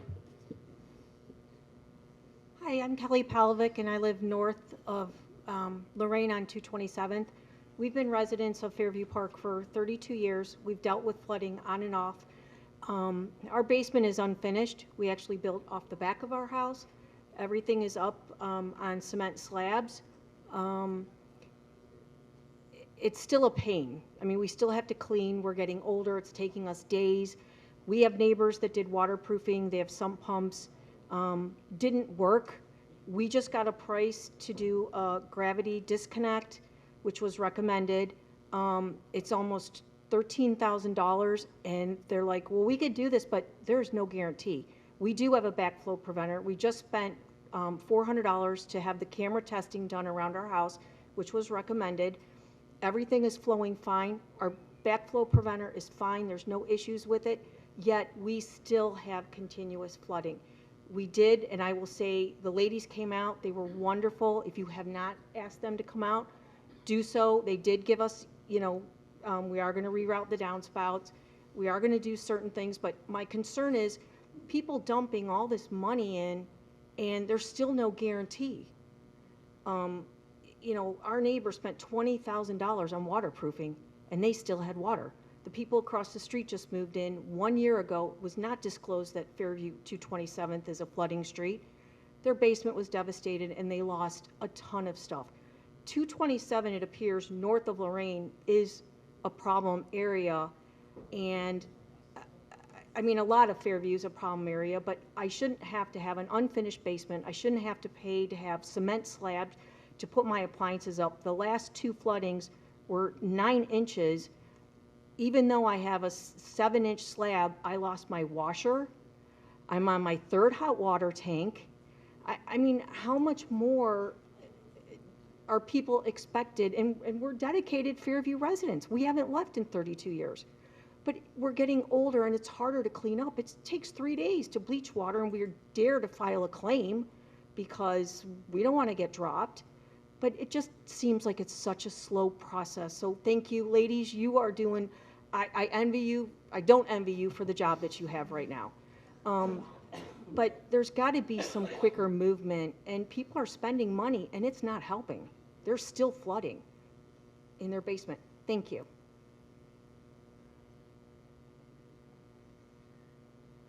Tammy, I actually was going to say something similar to what the woman just before me did. I've had plumbers come out and recommend all those different things, and they still cannot guarantee that it's not going to happen again. They're like, I mean, I had somebody, he's like, oh, well, we can waterproof, and then we can put a sump pump in if we need that, if this, and I'm like, and then I'm not gonna have any problems? And no, I can't guarantee that. So, and some of the things that I've had looked at, similar situation. My flow is fine. So I feel like we're all beating a dead horse. And again, I'm new to the party. I am amazed that people have stood for this for so long.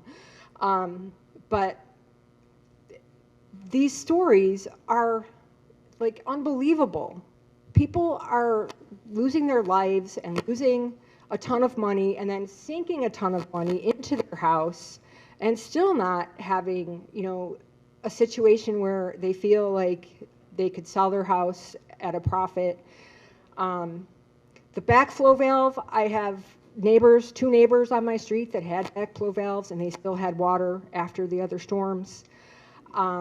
My thought with a backflow valve is that, you know, water is water. If we block every house with a backflow valve, then the streets are going to be blowing up because the lines are going to expand and blow out the street.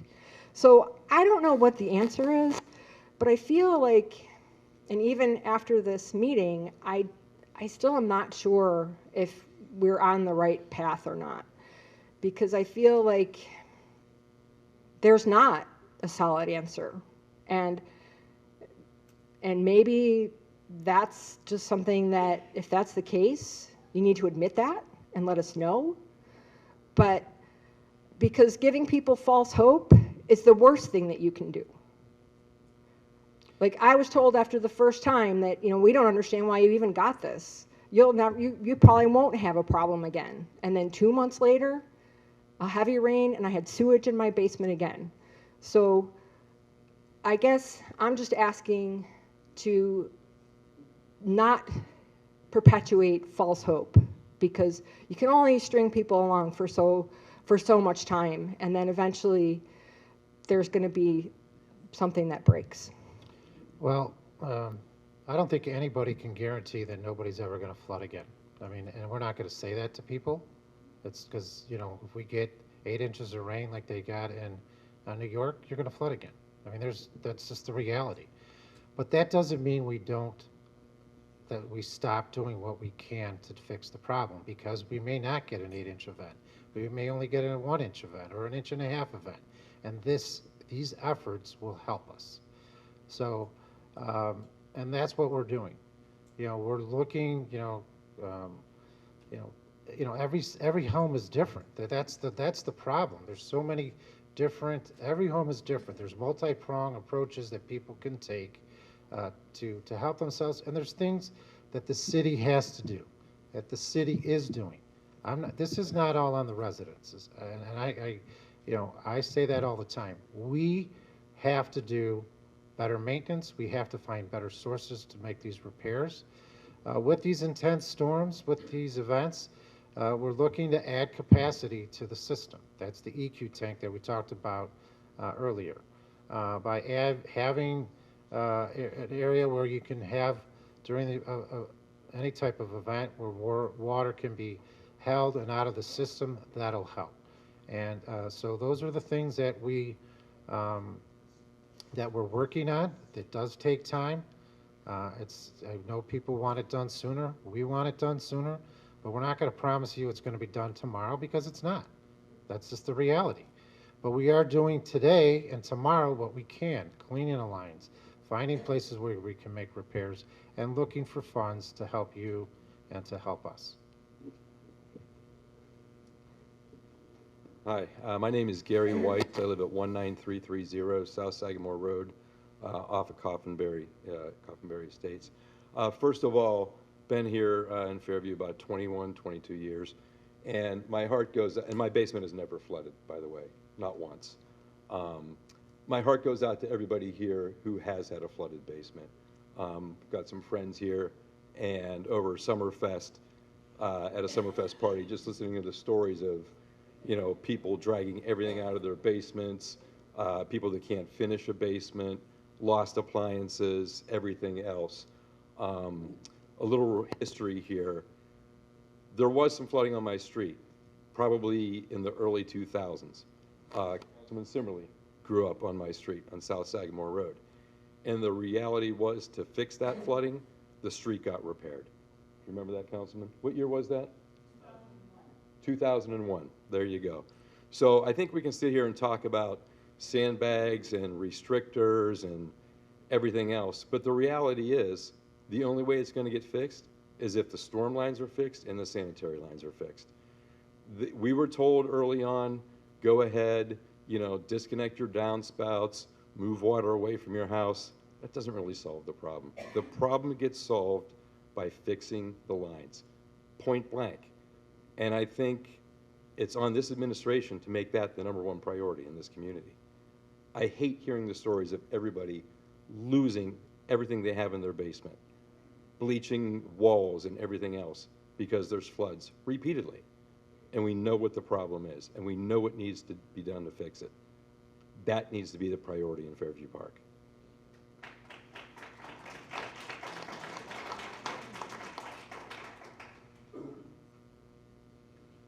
Hi, I'm Janet Russo. I live on West 227th Street. We've been there about 5 years, flooded 3 times.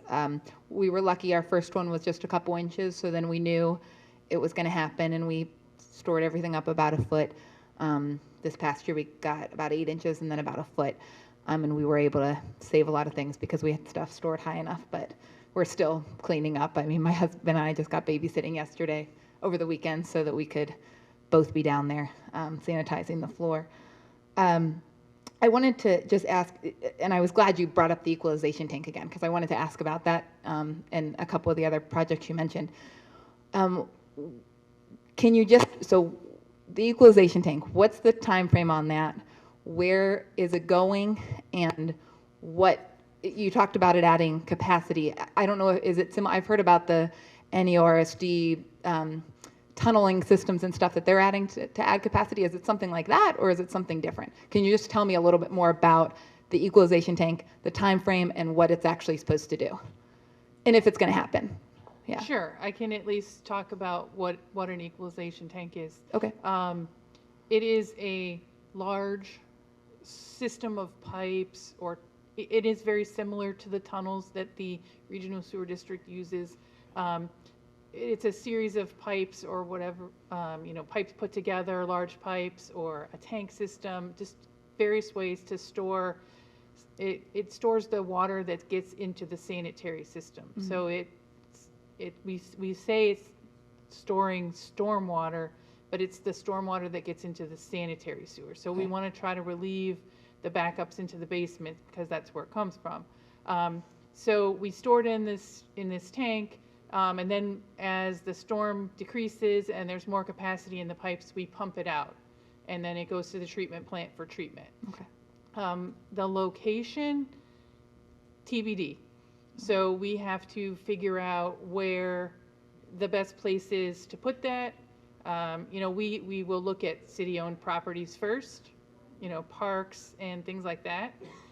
It may be more than one. And the modeling that we will use will help us to do that, figure out where the best place to put it and how to get the sewage there. So right now we're in the phase of looking for funding for that project. Is that The funding has been recommended in the Congress. We're just waiting for their budget to get finally passed. okay? So if that funding goes through, then it would go into the design phase for the system. Right, planning and design. Planning and design. Okay. Yeah. Okay. The other thing I wanted to ask about was the pipelining. I am a civil engineer, but I'm not in hydraulics or anything. I am semi-familiar with lining the pipes.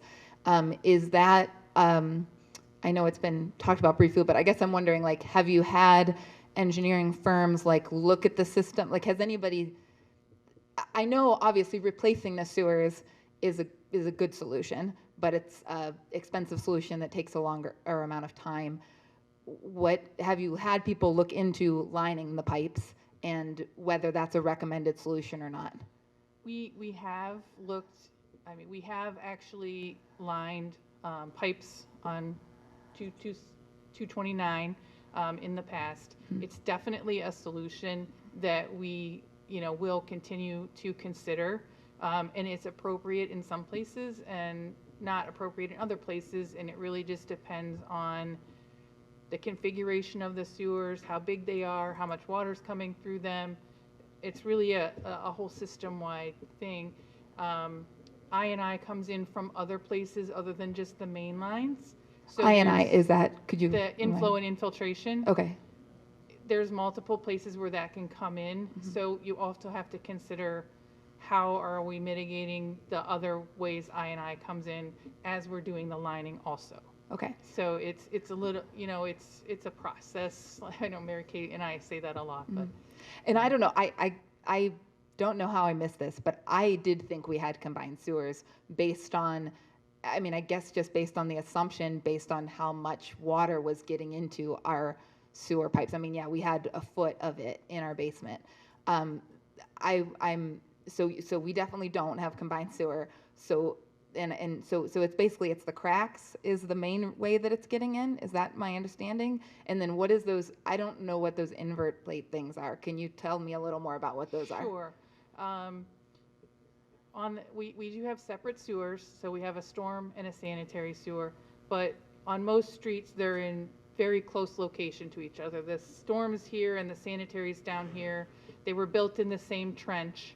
They have separate manholes. And as the sewers age, the joints separate a little bit because they're old clay. So as the water comes into the storm system, it comes out. And then it goes down by gravity into that trench. And then that trench, the same thing happens at the sanitary. The joints are a little separated, so the water gets into the sanitary. That's generally, and that happens on mainline pipe, that happens on connection pipes, and then, downspouts or footer drains or other things that are putting the I&I in there. So that's the majority of the city has that kind of system. Okay. And Are they over under? they're in the same trench. The storm is above the sanitary, but they're separate manholes. The inverted system is the storm is right above the sanitary, and they're separated by a metal plate. They have a common manhole, but they're separated by a plate in that manhole. So the sewers don't have their own manhole. They run through the same manhole, but it's separated by a plate. So you'd have to go in the manhole, dislodge this plate to access the sanitary. Okay. All right. So in those ones, is that where combination is happening then in those systems? That or? happens a lot more in those systems. Okay. And where are those? Like, is 227th one of those, No. or Woodstock, Stanford, Belvedere. those are the ones you were talking about? Northwood. Okay. Okay. Well, thank you for the extra information. And I guess I just would, like, in my mind, as I'm thinking about the things you're talking about, like, obviously the equalization tank sounds like a good idea, but the lining, like, if the lining is something that can, and I understand it doesn't work everywhere and it's not but like, I would really like you guys to really look further into that on 227th and just in the city in general. We are, everything's on the table. Yeah. We will look at every option that we can. I don't want to jump in on her, but why did you pick 229? How did they qualify for this meeting? That was part of the Black and Veatch study that was done in 2015. They created a model of that area, and that was a recommendation in their study, was to line West 229, and another recommendation in their study was also to put the relief sewer on Clifford. So we put the relief sewer on Clifford between 212 and 220, and then relief between 227 and 229 on Clifford. So those came out of the Black and Veatch study. What spurred that study, and what was that study looking at? Was it looking at the city as a whole? I'm not familiar with that. It was looking at the northwest quadrant of the city, 227, 229, and that was, I think, identified because of numerous flooding that occurs in that quadrant of the city. Have you guys seen improvements from what the changes that were made, or the recommended solutions? it's hard for me to gauge that because I'm not we're not monitoring it all the time, you know, and we're not flow monitoring. And I don't think we've compared the number of, I don't know if we've compared the number of flooding houses this time versus the number, but then this rain was heavier. So it's not necessarily an apples to apples comparison. You would, I mean, I don't know if there's residents around whether they have seen improvement since Clifford or not. I'm not sure. All right. Thank you. And ma'am, that's one of those things that we'll be sharing with people, the Black and Veatch study. You know, as an engineer, you probably will understand it more than a lot of someone like myself. But that's the type of information that we want to share with people, and then go back and look at the data to see if there have been improvements. Because some of that stuff hasn't been tracked, and moving forward, we want to track it to see, you know, the return on investment. Good evening. I'm Don McLaughlin. I live at 21102 Eastwood. And I want to thank the mayor and everybody for coming out and sharing this with us. I have a question. It's regarding to your slide up here, your jet cleaning. Noticing that the sanitary sewer lines get way more cleaning than the storm sewer. And I know we're talking about storm sewer water and runoff and all this extra water getting in the system. But I'd like to know how you figure out what needs to be cleaned and how. And because those numbers tell me that the sanitary sewer system is shot and should be replaced. And being a resident that's getting sewage in my basement, I mean, it's one thing to tell an insurance company, I've got stormwater coming in. It's another thing than me to tell them I got sewage coming in. So I'd like maybe the engineer to address that. Sure, if you really know how you decide to. Thank you, John. Kim doesn't manage the day-to-day maintenance, so I'm going to step in if that's all right with you. Sure. In the past years, you can see when we didn't have a fully operating jet, we would call the county public works department in to assist us. And we wanted to put forth as much of our resources into the sanitary lines at that time because it was a cost. We have a contract with them for them to help us with sewer emergencies, and luckily they considered our jet being down an emergency, and they really helped us out with a lot of that maintenance. Now we have our own jet, and so now we're sending our personnel to do the storm and sanitary while they're on that street. So they're going to methodically go through the community, getting every street, and we're going to keep them working. They can work at 27 degrees and rising. So that's when we're going to have them out. The only time that we'll stop them is if it's raining or too cold, because it's a $527,000 piece of machinery, and it's great, and it's doing a great job. We have far more capabilities, but we have to be protective of it. It's a real important resource. But great question. Thank you. I appreciate that. Okay. If I might ask what is the assessment of the condition of the sanitary sewer system in the city? Well, I'll let the engineer answer that one, but I would just say with respect to covering more ground on a sanitary lines as opposed to the storm lines, the sanitary lines are smaller, so they're able to to cover more ground. That's typically an 8-inch line. The sanitary lines and some of our storm lines are 12, 18, 24. So it takes a little longer to clean some of those lines. So as a result, they're able to cover more ground when they're doing sanitary. And as Director Costello mentioned, we want to do both while we're at the same location to be efficient. And with respect to the sanitary lines, I'll let the engineer discuss that.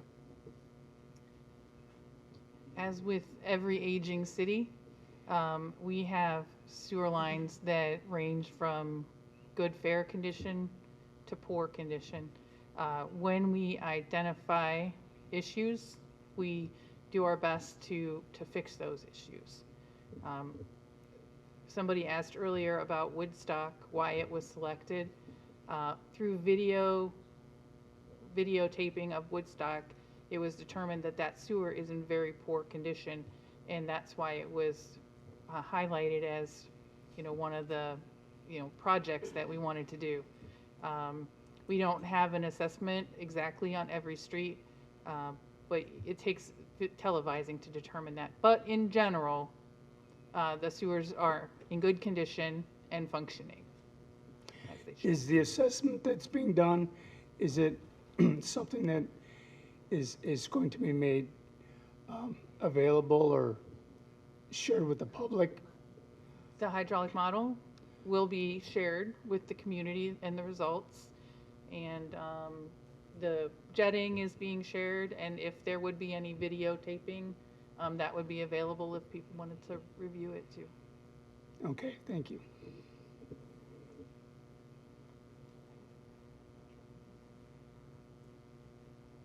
I hopefully have an easy question for you guys. I've been hearing about this hydraulic modeling since 2021, the October storm. When is it going to be finished, and when will we get to hear all about this? I'm sorry. So when we, the modeling that we started in 2021 was for the Ward 5 area that's tributary to the North Olmsted treatment plant.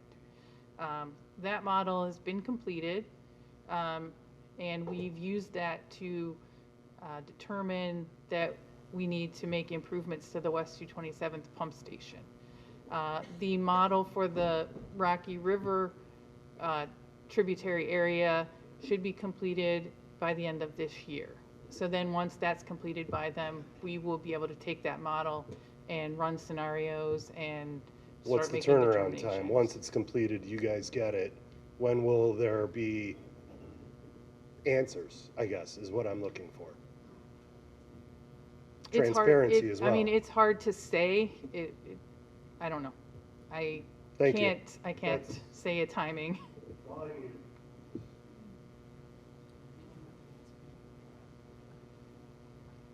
So the nice thing about the hydraulic model being completed as this year is going on is that it will coincide, we hope, with the grant for this study and design of the containment tanks. So that is, to speak to a lot of people's concerns, that model is the tool we'll use to decide, where are the lining projects going to be the most return and benefit the most people, and prioritize that work. So thank you, and go ahead. I'm sorry to. I'm Jim Wetzel, 3938 West 226th.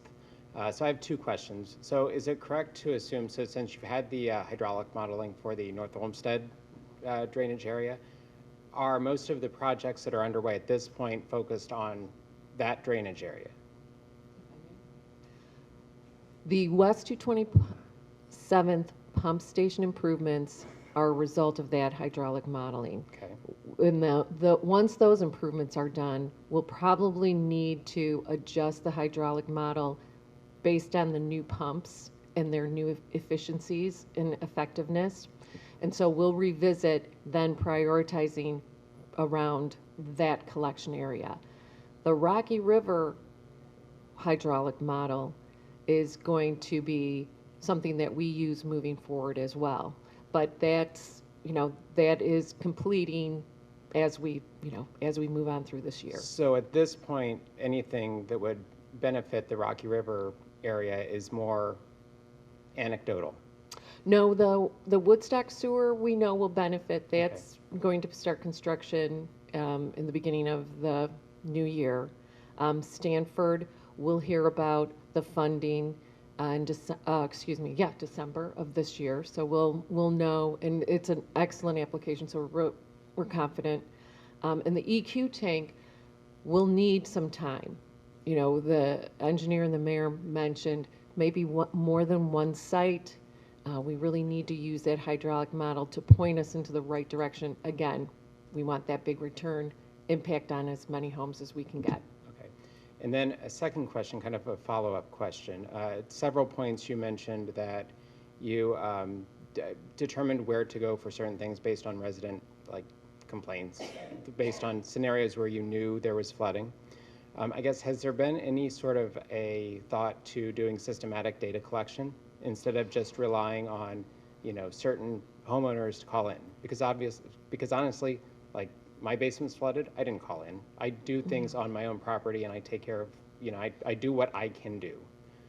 But has the city, thought about sending out surveys, going through some sort of a systematic data collection to figure out how big of the problem do you really have? That is a great question. So in any decision, we do reference the Black and Veatch study. We do take a look at other professional studies that have gone on in the past and our engineers' advice as well, of course. Mrs. Kerber is an engineer in Middleburg and an engineer in Rocky River. She brings a wealth of knowledge to our decisions. But when we're looking at our local response, we really do need input from the residents. I know the mayor's looking at a survey in the future to have people and help us understand. So to your point, that would be very helpful. And I think that was one of the points that the mayor was making tonight, that, that will help us. That alone is information that will help us make the best decisions we can. Just like the hydraulic modeling and the data collection that we're doing, it is all one piece of information. When we work on Woodstock, we survey people to find out information about the depth of their basement so that, we go forward. And we'll work with those people on that street as well. But, gathering information, to your point, very important. Well, and to kind of expand on that, when you're working on Woodstock, you're finding out that information. But the fact of the matter is, Fairview Park is not going through this massive housing boom where we're building and changing houses.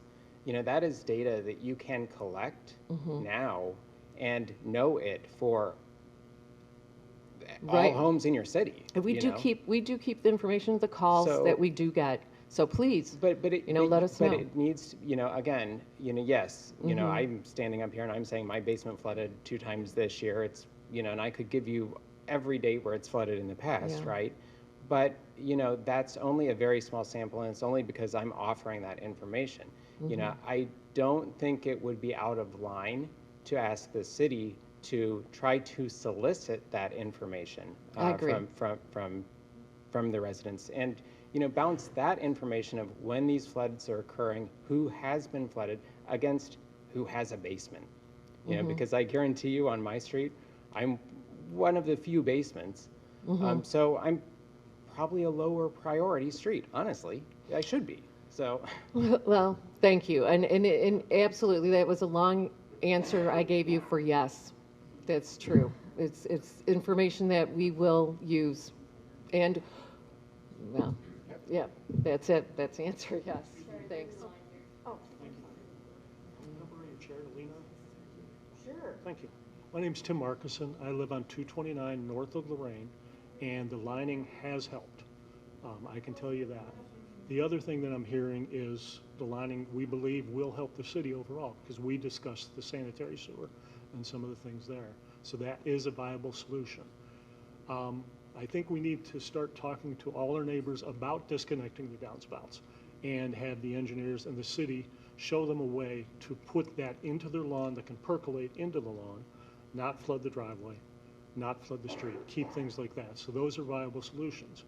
One thing that we know is this administration is bearing the brunt of this problem being kicked down the road for years.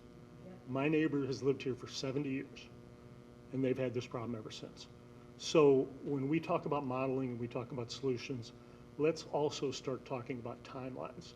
Let's be proactive on our timelines. We know funding, we know this, but let's talk about timelines. Any funding we can get would help.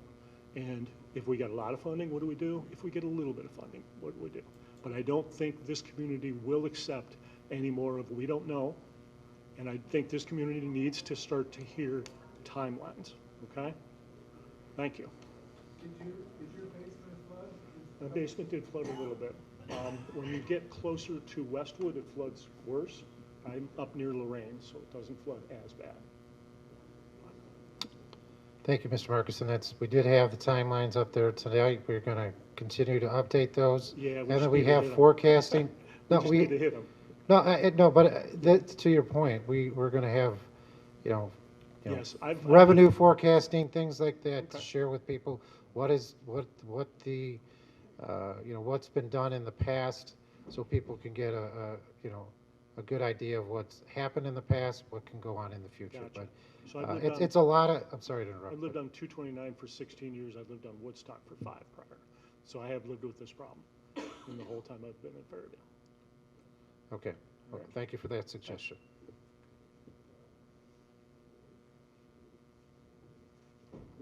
Hi, thanks for doing this.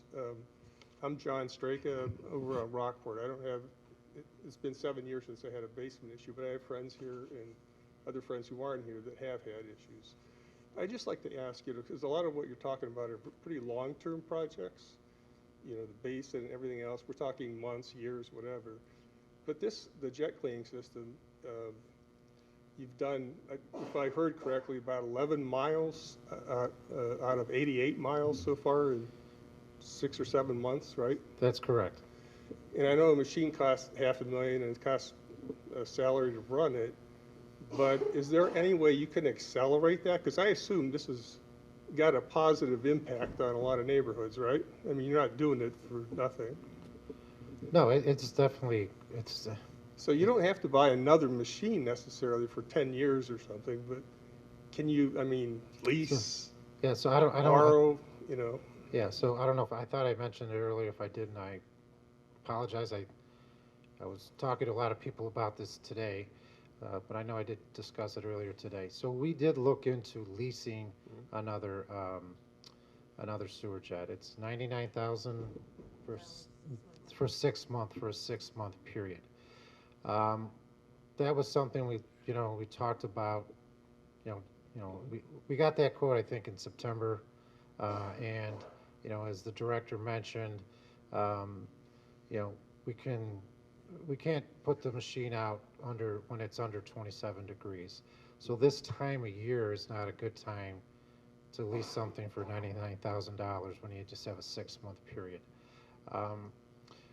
So that is something that we're going to look at doing next year, maybe, to see how that might work.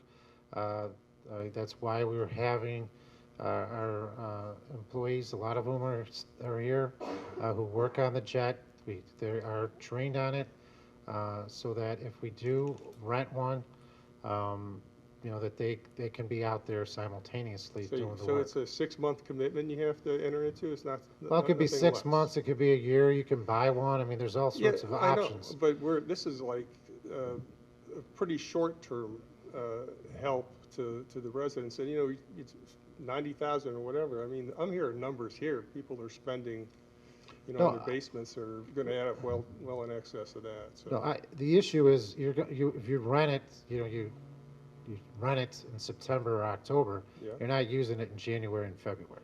So that doesn't seem like a good use of the resource.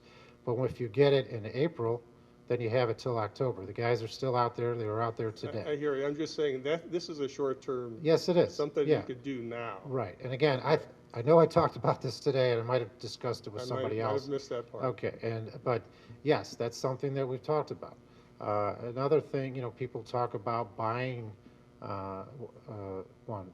Obviously, they're costly, but we believe there's a good return on investment. Currently, we don't have a place to store it. We store the jet that we have now in the basement of the fire department, which I think is appropriate because it's about as important as an ambulance right now and addressing health, safety, and welfare issues. We don't have a place where we could store a second jet. Now, that may be different if we rent it, but if we were to buy one, we certainly would want to have it stored indoors. We're going to be building a new service garage next year. We're going to have more space. Maybe that's something we do. I don't know. But I think in a short-term solution is renting it and getting it out there. And, you know, we can, the jet that we have now, it's a workhorse. It's a huge machine. It can, you know, it's going through, you know, 24-inch lines. But maybe we rent a smaller jet and just have it concentrate on sanitary lines because it's smaller. So these are things that we have discussed. That's good. I just think it'd be nice No. to accelerate the short-term fix Okay. here a little bit. All right, thank you for your Thank you. suggestion. Hi, I just have two follow-up questions to the gentleman that was asking about the collection data. I know myself, the last 3 times that I've called, because of the massive amount of flooding, it took days to get through to leave a message about the flooding. Could the city consider updating the website to make it easier for people to advise them of flooding and ask particular questions? Do you have a basement? Do you not have a basement? How much water?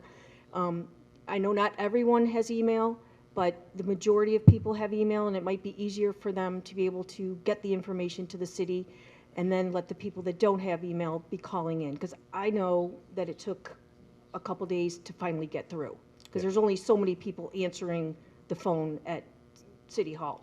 Yeah. My next question is since COVID, and I'm in the service industry also, it has been extremely difficult to find a reliable handyman, plumber, electrician. Sometimes they don't show up. I know that the city will not recommend, but for all these suggestions that are being thrown out to the residents of Fairview, it would be nice if there was a database or somewhere where you could get maybe somebody that would show up to do an estimate to follow through on some of these things. I don't know if anyone else is having a hard time getting people to actually follow up on an appointment to get an estimate for some of this work that is being recommended. Thank you.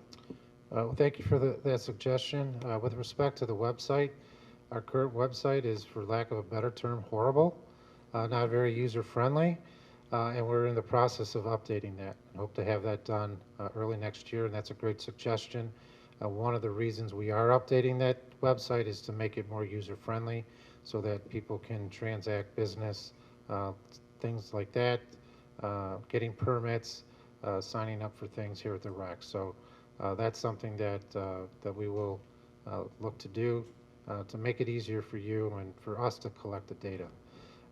With respect to contractors, what we typically do, Commissioner Maynard is here, our building commissioner Maynard is here.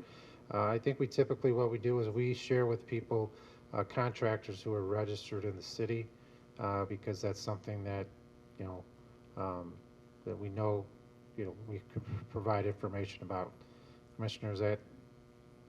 That's correct. Okay, so you know, that's, if you are having trouble finding somebody, you can call the building department. They could provide you with that information.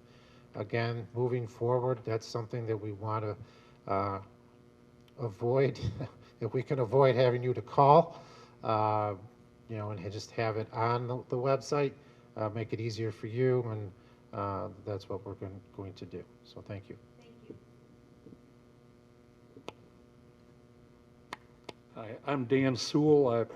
I've lived in or had oversight over 6 properties in Fairview Park over 68 years, so I've cleaned up my share of floods. And that started in the 60s. We used to have flooding on 226 in the 60s when there was a bad storm. So this is nothing terribly new in my book, but I do appreciate that I understand better now than I did before what's going on. I appreciate that you're being proactive, that you're doing what is possible and looking to what might be possible in the future, and I thank you for that. And the one thing I was interested in is you said you're building some type of, is it a retention tank or a detention tank for water, if I could ask the engineer? It's neither of those okay. because it's not stormwater. Oh, it's for the sanitary. It's for the sanitary, and it's an equalization basin is what they call it. But its function is similar to a detention basin, where it brings the Right. water in, stores it, and then It slows it and then slows sends it it out. and exits it So, out. and I guess, and this is just a question. When I was a kid, behind Morton Park used to be White's Pond, and it was pretty big, and they kept shoving more sidewalk and junk into it until now it's a field. And I was just wondering if that had ever served as a kind of a retention basin, or if there's any thoughts of, like in Westlake, there's a number of retention basins or lakes, ponds. Is that something that would be helpful here or possible? And that's simply a question. Stormwater detention would Yeah, be considered, if it's feasible. The retrofitting older neighborhoods with stormwater detention is sometimes difficult. And sometimes the stormwater is getting into the sanitary before it ever gets to the storm main. So then getting it to a detention location is difficult. We are willing and going to try to look at every alternative that we can. And like we said with the EQ, we'll be looking at city-owned properties, parks, and things like that as our first locations. Well, and you said you're going to try to make Coe Creek more effective. Is that? I'm sorry? You're going to try to make Coe Creek more effective as a catch basin type of thing? You're working on that as well? Coe Creek in the Bain Park area. Okay. There's erosion occurring. All right. And then there's some, stuff built up in the creek, creating little dikes, I guess you would call it. So we're cleaning some of that stuff out, and then we're stabilizing the banks for the erosion is what the plan is for Bain Park, for Coe Creek. Well, thanks for being open to all that. I just want to say this summer, I mean, it's pretty difficult to deal with. I obviously know people all the way, across northern Ohio who are struggling with the same thing. You go to North Ridgeville, they got to stop the flooding signs on their front lawns, all the way from here to there. So, I mean, this is, and obviously, 2 inches of rain in 15 minutes and 4 inches of rain in an hour that's tough for anybody. And probably everyone in Fairview Park ought to have their roofs checked for hail damage too, because there's been a lot of it. You might not catch it right away, but we had quite a summer. But thank you for what you're doing. I appreciate it. I will just add on the detention thing. Oh, okay.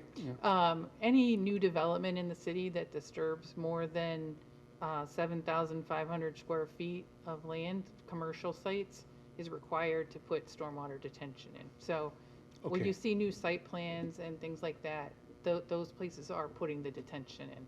Most of it's underground. Okay, thank you very much. Okay. Stephen Ruane, 3912 West 224th Street.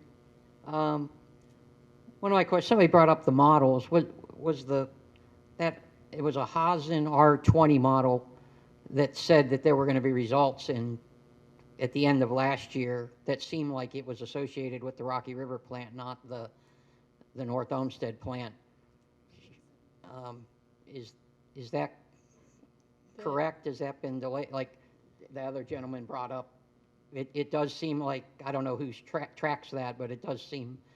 The R2O hydraulic model that they're doing for the wastewater treatment plant,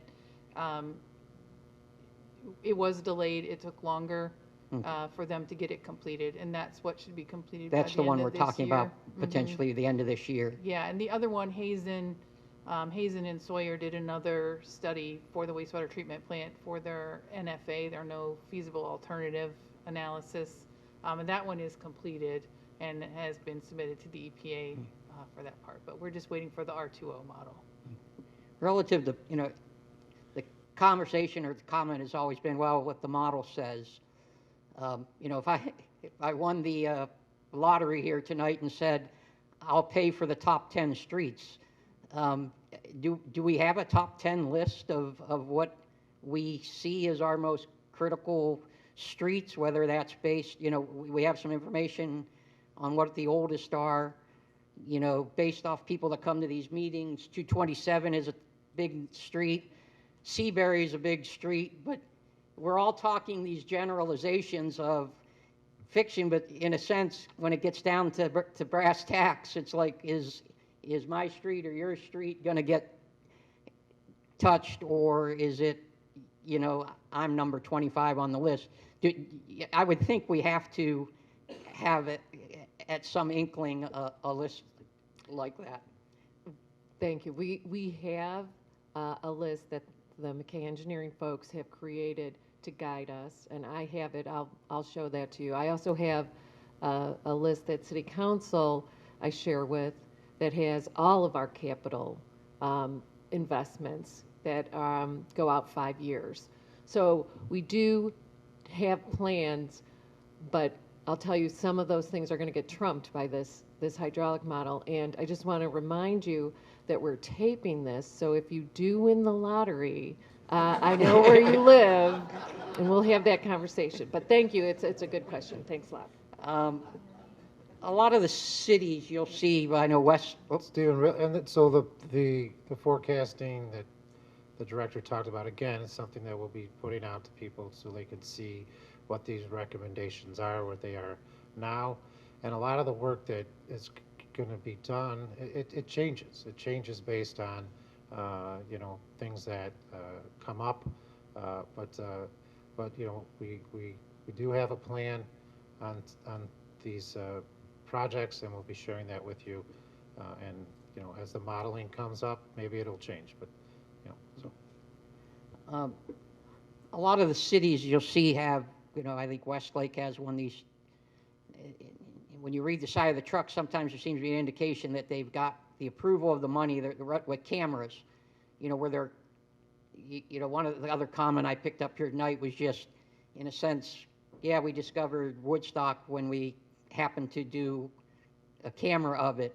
Are we seeking, is there money? It does seem like some of the cities, when you drive around, have trucks, and often it'll have a little denotation on it that it's a sewer truck approved by some reason, like where we would be continuously, to really know what is the status of our sewers with a camera truck and potentially some kind of grant money that would put us, again, ahead of the boat, knowing what our worst streets are versus that's a good throwing question. a dart. I mean, yeah, that is a great question. As a citizen, some of these water line projects with the city of Cleveland Water are an exact thing. Like, you do wonder sometimes, did someone just wake up in the morning and throw a dart and it hit this street because they pick out a street in the middle of a whole bunch. So I'm just curious if there's any plan options to seek money to do more camera work to really understand what the condition of the sewers is. I think that's a great question, and I think it's one of the goals that the mayor had tonight was to hear about suggestions of that manner. Right now, we will televise before we do construction projects. So my goal is to televise a street before I pave it, because I don't want to pave over a sewer problem. And for example, we did find a problem on West 210 south of Lorraine, and we fixed it, and then we paved. And that's the way we want to do things. I think the trucks that you see are the Cuyahoga County Public Works trucks that do come in and do some televising for us. And when they come in to televise, they're looking at a section that we think might have a problem. If you recall, we contract with them for that emergency work, and they need to come in and televise. We can have a pretty good idea where a repair is needed, but when they come in, they're doing those deep digs for us, and they'll televise. They have the resources. They have a whole crew that comes out and assesses as an engineer. Then another crew comes out and televises, and then they form their work order, and then a crew comes and does the work for us. And then for our grant project, for example, on Stanford, we'll televise because we use those images to bolster our grant application so that we can show places where those joints are slipped and other means like that. But point well taken to have grant funding, look for additional funding, because it is rather expensive to do. You have to have a jet truck and a crew on the jet truck. You have to have a crew, on the camera truck. It's usually a couple people as well. So it's not inexpensive. So great suggestion, and thank you. Good question. And then I wonder if there's is consideration of, we've talked about, I was saying, some of the Band-Aids today, putting your downspouts out on the lawns, doing it, of potentially creating a program and encouraging at least regions of the city areas more wholesale. Like now it's, I think, happening based off of those who set up a meeting with you, maybe people who come to these meetings, but is potentially an effort to create a mailer or create something that would maybe encourage more of that. I understand that something like that happened in Bay Village with some success. That's actually, I've heard it through a friend of a friend, so I can't kind of like pinpoint exactly, but my understanding is that they had some success with something like that.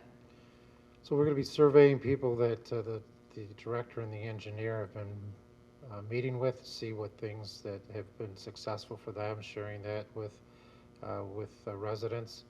And then again, we're going to have a survey out asking people, if they've had problems, if they've done things that have been successful. It's been suggested here tonight to do those things because we feel it is not anecdotal but actually successful. Every house is different. There's some homes that have more area to push those out. Some of them are able to put out multiple downspouts. Some of them only are able to put out one. But if that's something that is has been helpful, and if there's other things that people have done, a rain barrel, a rain garden, those are things that that people should explore. Yeah. Actually, we have with us tonight, when you leave, there's a flood mitigation packet that the director and the engineer use when they're meeting with people. There'll be copies of that's here tonight. So if you want to grab that, you can take a look at that as well. Did they ever, one thing I raised at a council meeting, just, I don't know if it ever, was going back and looking at the old dye tests to see if they could potentially use that as a quick fix where people have since reattached lines that were previously instructed to be removed, whether that data was available or not. Yeah, the director's looked at some of that, and she'll talk about that. But some of these, we're going to put as much of the information out there so people can look at it. Some of it's 10 years old, 20 years old, 30 years old. But if people want to look to see what they, as it applies to their property, we're going to put that together. But the director has looked at some of that a little more closely. So thanks, Steve. I can speak to some of the things that have been done in the past. There's records back from 1971. I think another resident mentioned, that they've had flooding issues. And so there was testing and downspouts directly connected to the sanitary. Think of all that roof water going right into the sanitary. So back since 1971, there's some information about that. Fast forward to the 2011, the city, had a big push, and I think that's one of the things you referenced as well. And in 2012, a lot of smoke testing, some dye testing, and it was bad news. There were very, very many downspouts connected to the system. And so as we talk to folks about the importance of disconnecting them, that's a huge reason, but it's also great in these deluges for your own home and your own foundation. Moving that roof water off the roof with the least amount of resistance possible gets that water from, spilling off the roof into your foundation. You're moving it away, possibly down to the street, possibly into the water table. So, you know, that's a really critical, low-cost thing that people can do to help themselves, but it also helps the city. And I think that also goes back to the mayor's point tonight.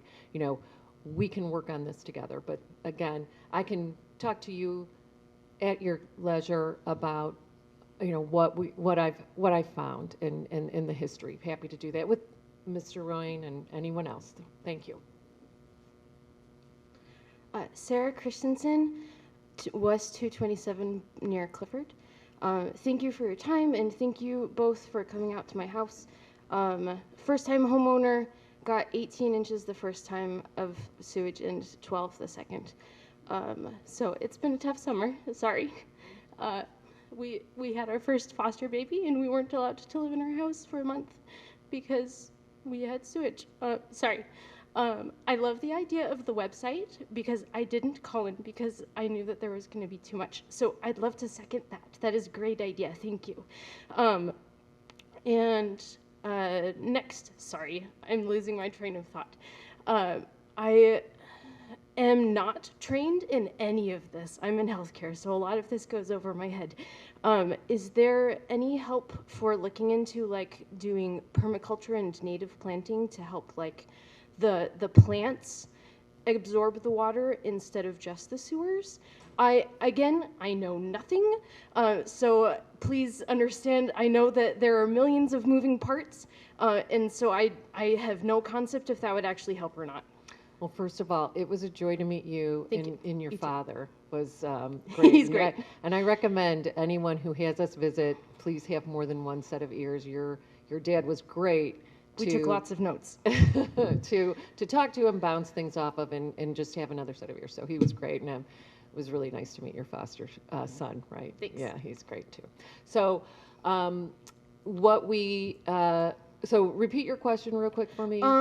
Is it possible to have like a push for native planting Native and plants, like right. Okay. permaculture? So, yes, that's always a great, especially when we're asking people to extend these downspouts away from your house, having some landscaping to absorb those roots, actually looking at different plants and that like that water, like little wet roots, absolutely great.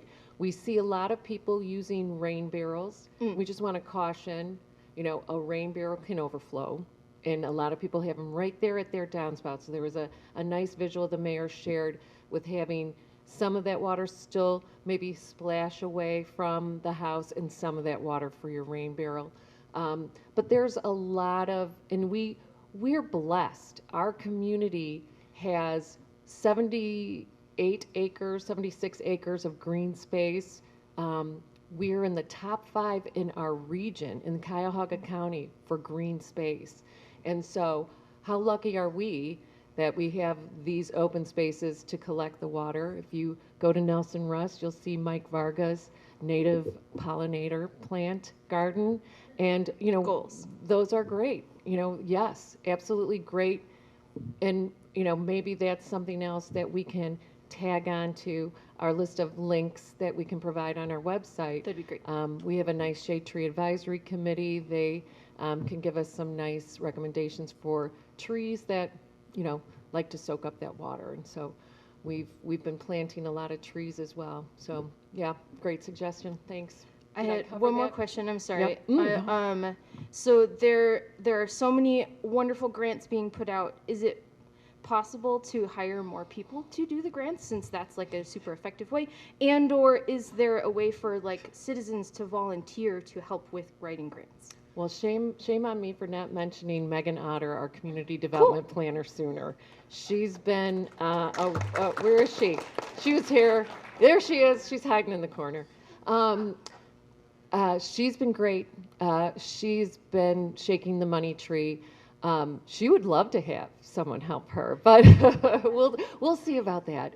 Right now, as the mayor said, our focus is really beefing up our service department, those personnel that can do that work. So we're really been serious about talking to people that have previous experience, can hit the ground running, have that tanker's license, that can do the work on that big machinery. So that's really a priority, but I love the suggestion. So I'll keep it in mind, but yeah, she's been She's a powerhouse of one, but she works like three. So I assure you, for right now, I think she's doing just a great job. So, Oh, no, but I'm- thank I'm you. sure. Great, I'm sure. great suggestion, and Megan, thanks you as well. Thanks. Thank you. Thanks.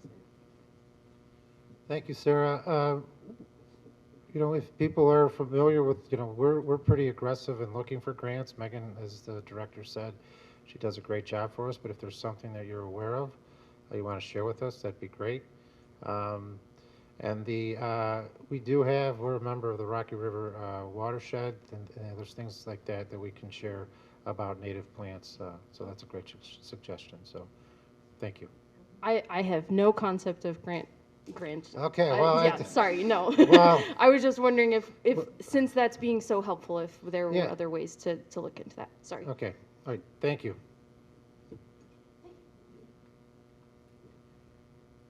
Good evening, everybody. My name is Dan Jika. I'm our current Ward 3 councilman. I was fortunate enough not to have water during the last rain events, but my previous house in Fairview, I had plenty. So I know what it's like to watch your phone and your weather when you're out of town to see what the weather, if it's going to rain here, or wake up in the middle of the night and throw out your water dams or your sandbags. So I'm saying that to say I've been fortunate enough over the last 2 years to watch this team up here in the administration start to form a plan. And I know a lot of us realize that the storm sewers and the sewers in general, sanitary sewers, Fairview sewers, probably needed a plan in place 10, 20, 30, or even more years ago. But I know with working with them, how hard they're working. Mary Kay, I don't mean to call you out, but I spoke with Mary Kay right after the flooding, and holding back tears, she told me that the worst part of her job was having to see, you know, the destruction and all the loss that so many of you guys have had to deal with. I've gotten such great reviews back from the home visits for the sewers. Kim and Mary Kay, again, fantastic job. I know Kim, she's super well respected in the industry, and I personally, not as your councilman, I can't wait to see her get her hands on this module for the wastewater treatment plant for Rocky River, because as many of you know, the vast majority of the city goes there. So she's going to have a lot of data, and I'm really excited to see the plans that come into place after that. I've been very excited to see the plans that were put in place now, and thank you guys, and thank everyone here for sharing your stories. Some of them so heartbreaking. Sarah, I know you're just a fantastic job, but thank you, everybody.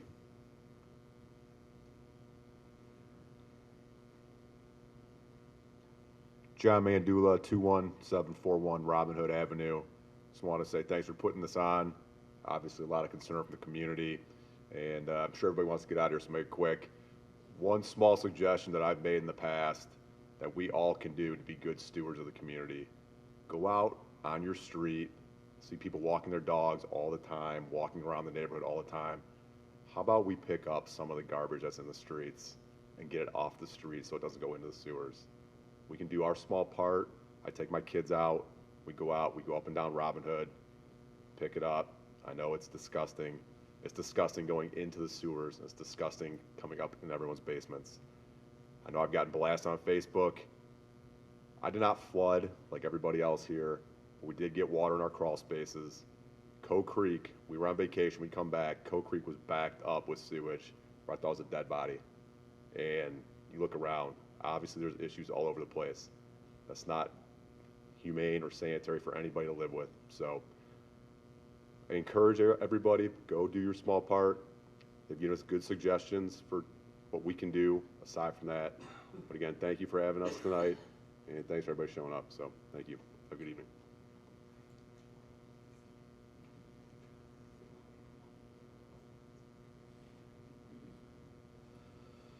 I'd like to second that. Thank you, everybody, for coming tonight. This is the first step. I think one of the things that we've heard a lot from people, besides the work that needs to be done is we need to do a better job communicating to you what we have done, what we plan on doing, and we haven't done a good job with that.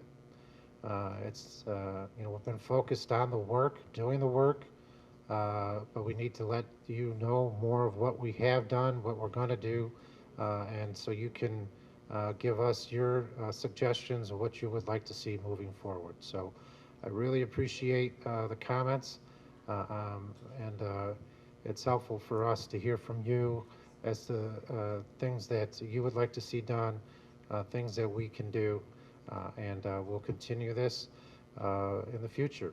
Again, I really would encourage people to share their email address so we can keep you informed as to what we're doing. And thank you and have a great night.